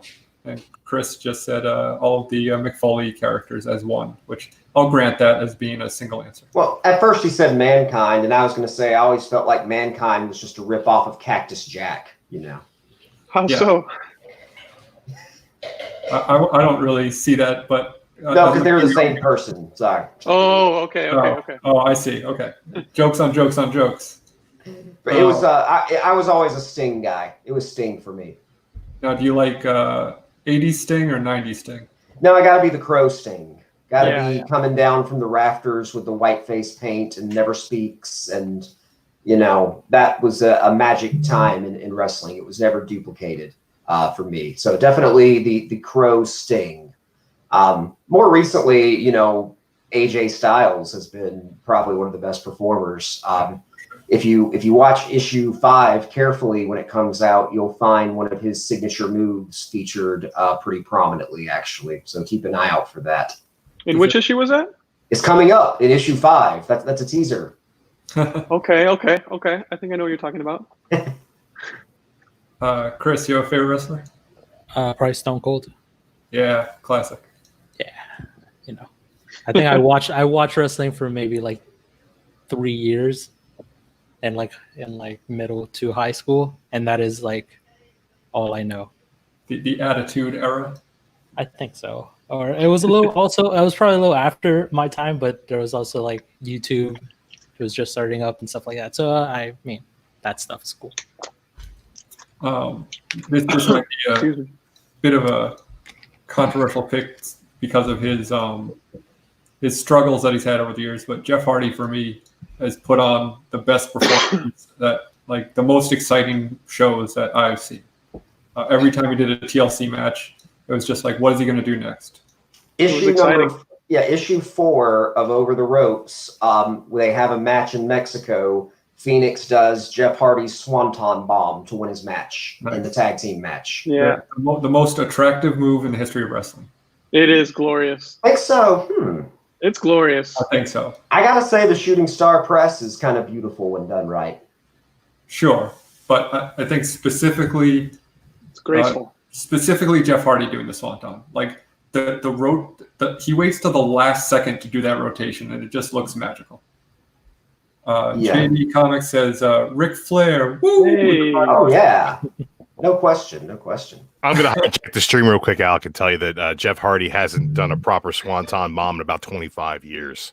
He does this little thing where he kind of like walks halfway up the ropes and kind of flips over now. It's sad. He's a shell of his former self, and it just makes me yearn for the days of yore. Yeah. Well, I'm certainly talking like prime Hardy. Yeah, he had a good year in there. That's it. Wow. It's a great thing about wrestling. Wrestling comics, we don't have to worry about injuring our players. So. Right. Chris Barrett said, "Oh, I thought Alec was going to say Benoit." Yeah, not that controversial. I'm here for the dark humor. Yeah. Too soon, Chris Barrett. Too soon. Yeah. So I mean, what other moves would you say are better than prime Hardy Swanton? Now, I've always loved the 619 is exciting. The 619 is exciting. Very exciting. The Tiger Feint kick.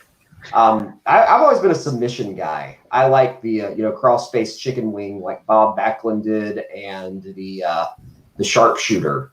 Bret Hart and Sting both used the sharpshooter. They're definitely exciting, especially when someone can get to the ropes and break the hold. That's always a crowd pleaser. What about who do you think does the best diamond cutter? Best diamond cutter? So I'm including like RKOs, diamond cutters. Okay, that was gonna be my question. My head goes to RKO just because that's like the majority of my, my diamond cutter history. Yeah, it's taken up by the RKO. It's like so prominent.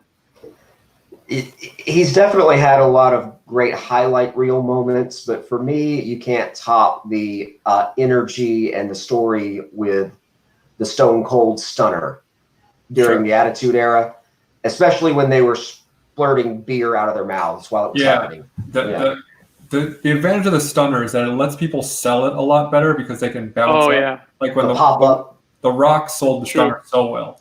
But the RKO is better for coming out of nowhere. Right, because you have Yeah. to kick the stomach to pull off the Stunner usually. Also much like Jeff Hardy's Stone Twist of Cold. Fate. Yeah. Oh yeah. With Stone Cold, my mind just goes to like so much bigger stuff. You know what I mean?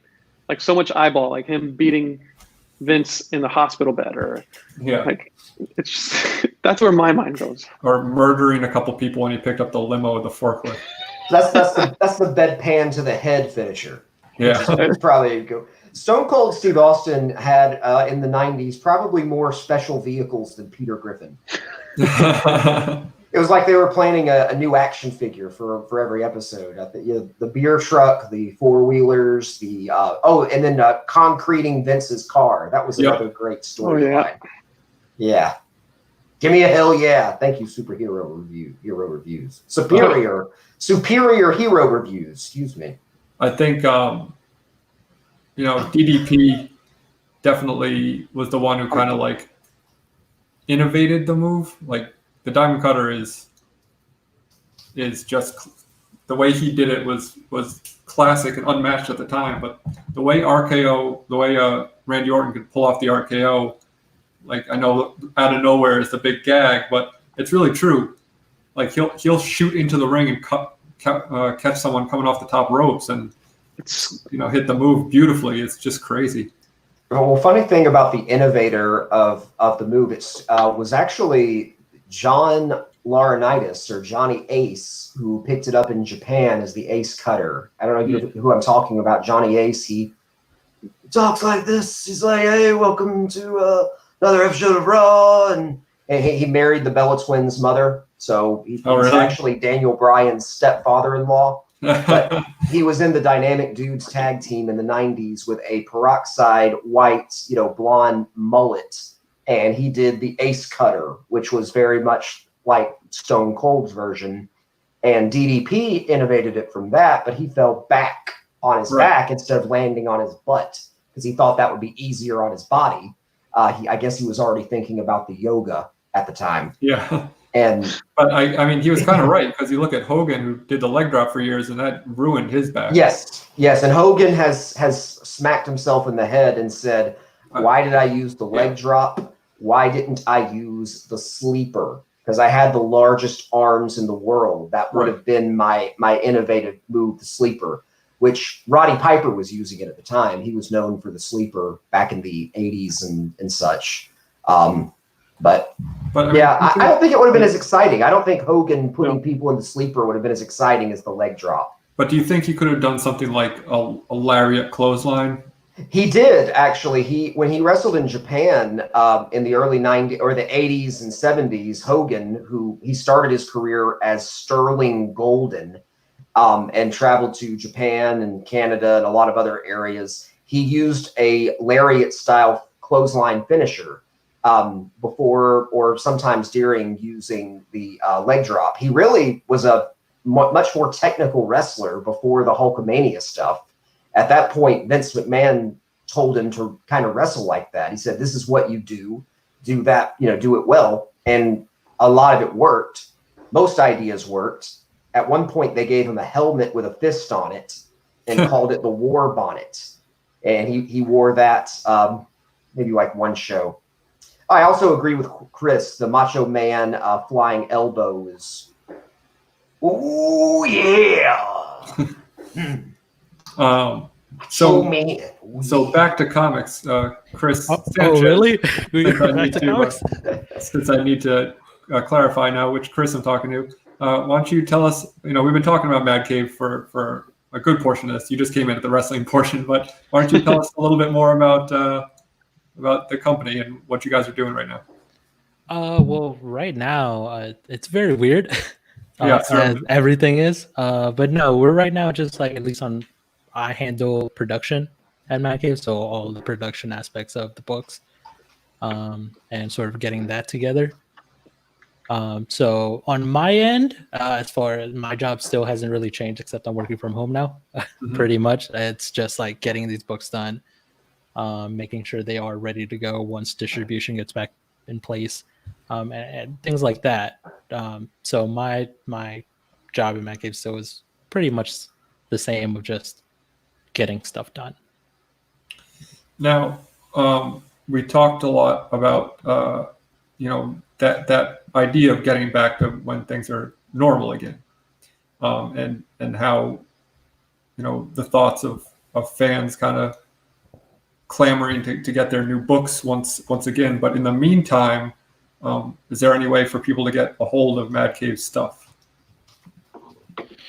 Well, digitally at Comixology, you can do that. Our store, I don't believe, is up, Chris. You can, I don't know. It is. It is. It is up. It I don't is. know. I've been a little out of the loop as far as that stuff is concerned. But yeah, Our our store is up and running. is up and running, so you can get stuff shipped directly to. Yeah, we're only shipping about when we get orders, and even then, it's not going to be the day of order. Yeah. Just wait out the week to, only have to go to the office once.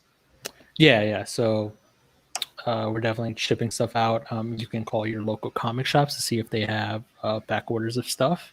Curbside pickup and all that stuff. Curbside pickup, all that kind of stuff. And to see where you can get stuff. You want to shout out some of the books you guys publish and what some of the little synopsis of any of them? So, we've been talking about Jay and Chris's stuff, but what else you got going on? Well, one series that I really love, that got put into trade just as this stuff was going on, is Show's End. I think Show's End is really well done, and it's a really nice story told in 5 issues. I think it's this sort of carnival mystery horror-ish story that's really cool, and the protagonist, like this 12-year-old girl, and it's just her journey into like this weird carnival family that is really cool. Very cool. Sounds awesome. Something that I kind of talk about a lot on some of the streams I do is the advantage of the indie publisher. And so far as, the big two kind of have these handcuffs on of saying, like, we need to continue the story ad nauseum. Whereas a lot of indie books are much more contained. And I think that benefits them because you can have this idea that says, okay, I know where this story is going when I start it, and I know what the ending is. So it feels very complete. It feels very thought out. Not that the writers for the big two aren't thinking their stuff out, but it just keeps going and going and going. Whereas, you mentioned a 5-issue series, and that has that benefit of being really like fine-tuned a lot of times. Do you feel like that's the case? Yeah, I think that's the way too. I also think maybe production schedules are sometimes a little different when you have to, either it's double shipping books, and as far as you're the big two, those production schedules are probably wild when it comes to having to put out product. Yeah. Whereas independent books, as far as I know, Dad's never done that, and that is sort of a thing where we can take our time to make sure stuff is perfect. Take our time to make sure we're really putting in the effort and heart into the series, and make them as we want to do it, and not just like, oh, we need to push this out right now. Let's get this done. It's sort of like, we can take our time, making sure that we're on time and on schedule for retailers, and make sure the story that we're telling is one we want to tell. There's definitely a lot of love in the chat for Show's End right now. I wanna real quick. I've been meaning to do it. Say hi to Justin Birch.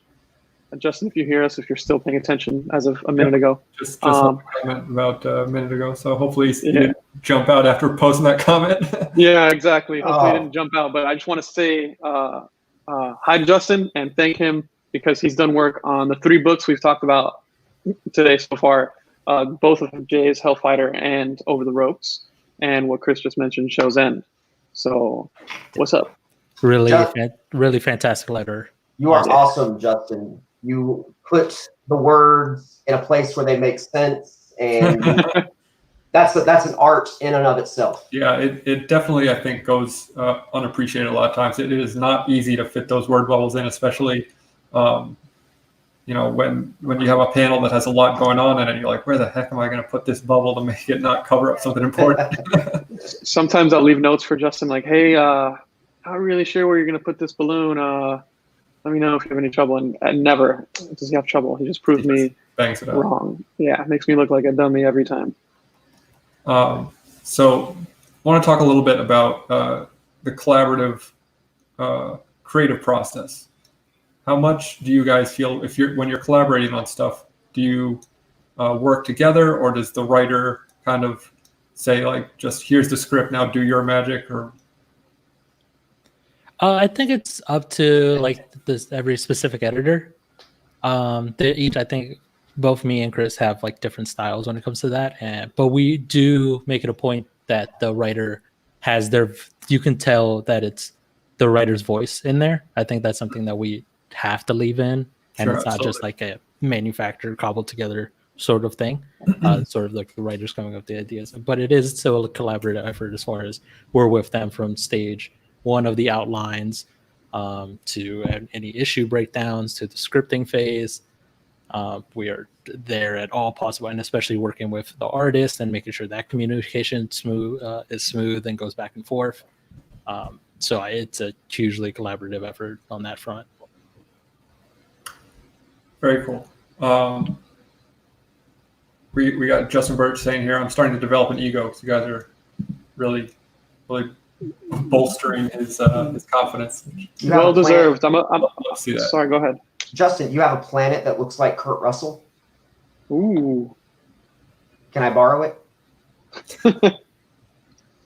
Justin, I got a big I gotta send you an important text message that I forgot to send you yesterday. It'll polish that ego even more. Behind the scenes, in front of the scenes. Yeah. Can you expound a little bit on that Kurt Russell planet? Guardians of the Galaxy 2? Ego, the living planet? Yeah. I got it. I just wanted to make sure. I think I might watch that later, actually. Hey, we got time, right? It's bigger, Justin? Oh, wow. Yeah. We'll give you what is it? A Galactus ego, I guess. Galactus ego. Actually, that's pretty. Yeah, when you're writing a book, your ego might be planet-sized, and then these editors send in Galactus, and they just chomp it down a little bit in a good way.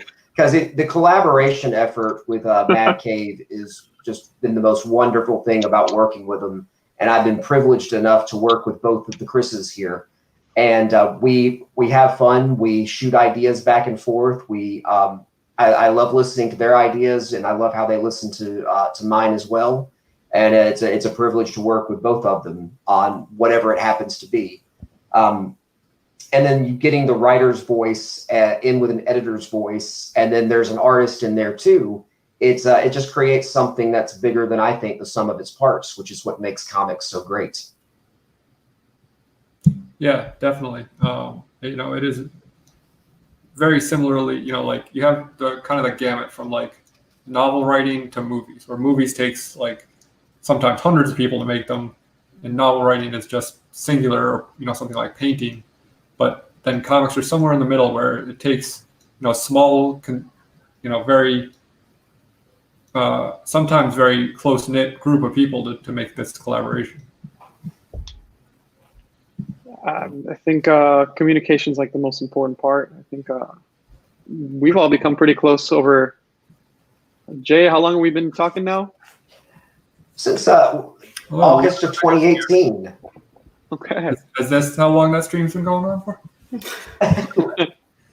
Welcome, Liana. Would you like to introduce yourself to everyone? Hey, I'm Liana. I'm a comic book artist as well, and I have done a thing with Mad Cave. Chris Sanchez is actually a friend of mine. We just recently finally met in person last October. So Yeah, isn't the internet a wonderful place where you can make genuine friends and not meet them for months or years later? And Jay has actually interviewed me before, so I haven't met you, Chris, or Hey. yeah. So I'm a huge Liana fan. Thank you. Your work is awesome. In fact, at my office, we have you on the walls. We'll say you're on the walls at the work. I appreciate that a lot. You guys supported me a lot during the Emerald City stuff, so thank you so much.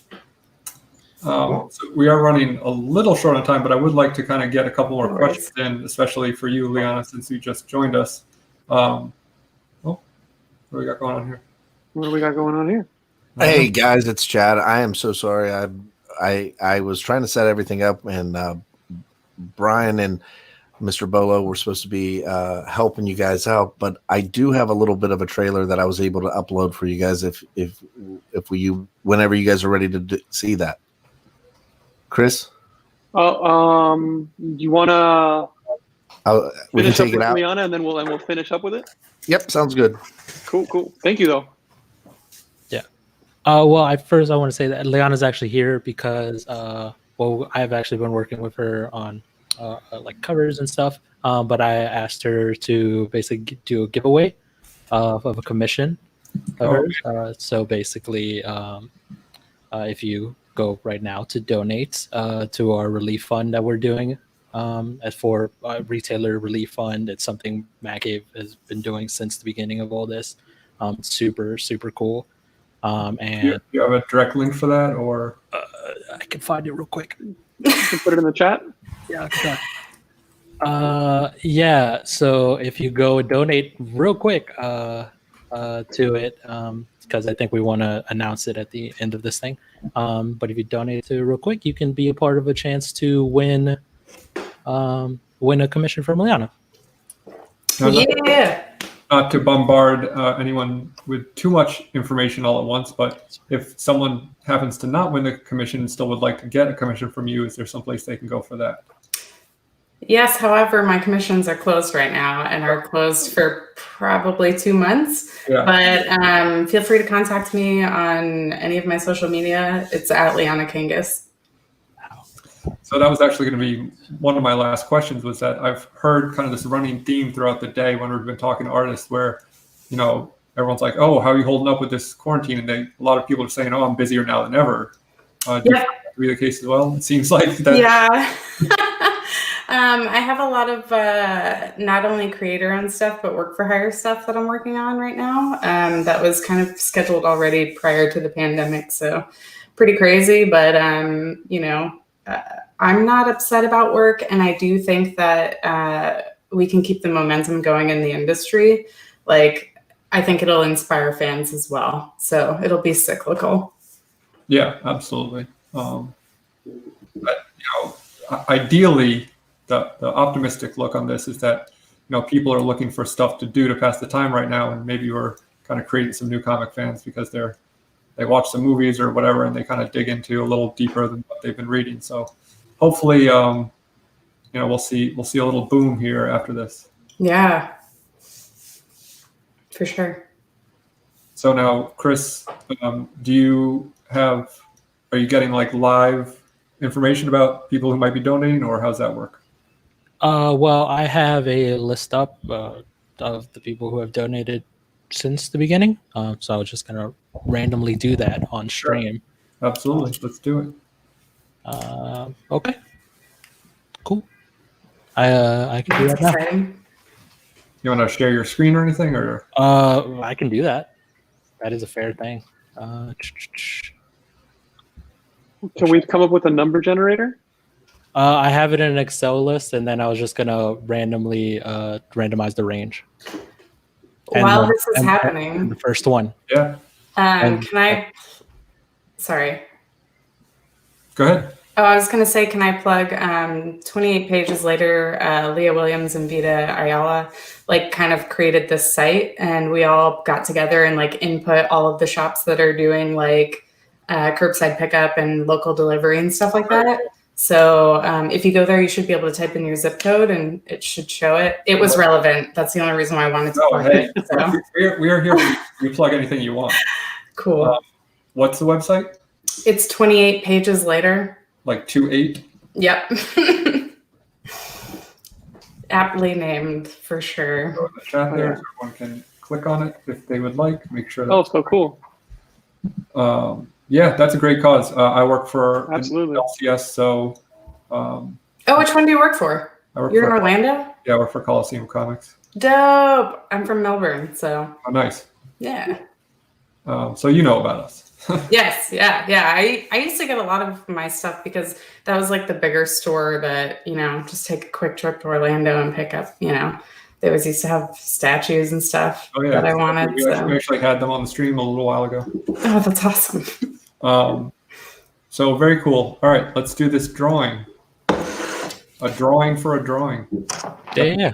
So, can you guys see my screen? Absolutely. Oh, okay, cool. Yeah. So these are the people who have donated to our cause, and just gonna randomize it, and whoever's number one is number one. Okay, Johnny Bartho. Johnny Bartho. Hopefully, sounds like a winner. He's a good guy. Golf clap. Oh, what is he gonna pick? Yeah, what is he gonna pick? I'm really excited about that. Yeah, so we'll get in contact with Johnny. Congratulations, and very generous. I recommend She Said Destroys. I like this though because you have to pick a Mad Cave item, and that will give me the excuse to read another series. I'm excited about. Yeah. So. There you go. There you go. Yeah. So you can say for work. Yeah, so we'll get in contact with them, and get them in contact with Anna and do some cool stuff. Very cool. Awesome. Well, thanks very much, everyone, for being here. It's been a pleasure. If you want to plug anything one more time, then I guess we're going to show this little video that Chad's got going on. I have some really cool stuff coming out soon. So if anyone wants to follow me on Twitter or Instagram, that's definitely where I'm going to be posting it. But I can't talk about it yet. So, but that's the other, yeah. So. Well, stay tuned then. Right on. Check out madcavestudios.com for all your Mad Cave books. Let's check out this little trailer we got.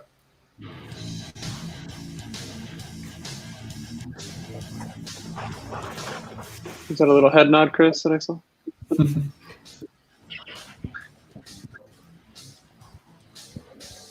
Chugging along.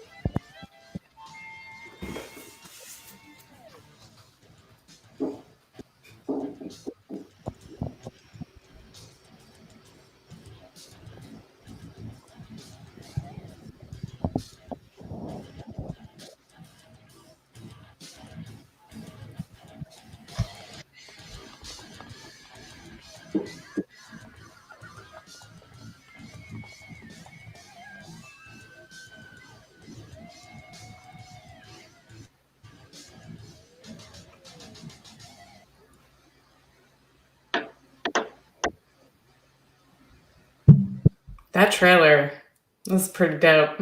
Yeah, pretty legit. So once again, thank you guys. We'd like to say a quick farewell, and then really appreciate you guys being here tonight. Yeah, thank you, everybody. Thank you, Chad, for putting this together. Hopefully, we made some sort of, we entertained people for a little while. And Jay, go ahead. We're glad to be here. Find me on Twitter at jsandlin_WHN and jsandlin.com. And hope you guys, if you haven't checked out some Mad Cave titles, let me know what you think about them. I appreciate you guys coming on. Thank you so much. Like I said, this has been a crazy day. We've got a ton of moving pieces. So again, thank you very much. I'm going to bring on our next quick panelist to say a quick shout out. Thank you, Mad Cave. Thank you guys. Thanks for inviting me. Bye. Thanks for coming. All right. Oh, wait, Chris. All right. I'm going to bring on a couple guys you might know. Oh my God. It's All Mainframe right. Comic-Con, baby.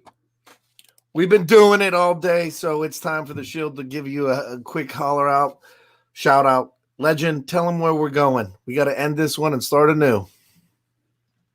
And he's muted. What a great day so far on Mainframe Comic-Con. Man, we've had a ton of fun, man. Just earlier in the day, man, we had great celebrities coming in there, and we had some awesome freaking hosts as well. I kind of like that Chuckload of Comics guy. You know, he's pretty freaking cool. But man, what a great day. And we've got a long rest of the night ahead of us too. We just want to make sure y'all stay on board and make sure you're watching Mainframe Comic-Con. Isn't that right, Seawood19? Oh, absolutely. It's here. But I don't even know what to say. I've been basically just speechless all day. Chuck killed it earlier. Chad has put together a phenomenal show for everybody tonight. So I can't wait to see what's next in store. Chad, what do we got next, bud? Everybody, click the link I just posted. Did I post it? Oh, my God. Guys, part 3 is about to start. We'll see you over there, all right?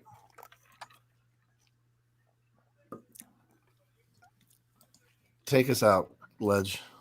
All right, man. For y'all that like the Mainframe Comic-Con Part 2, just wait till you see Mainframe Comic-Con Part 3 because you're going to want to see it to believe it.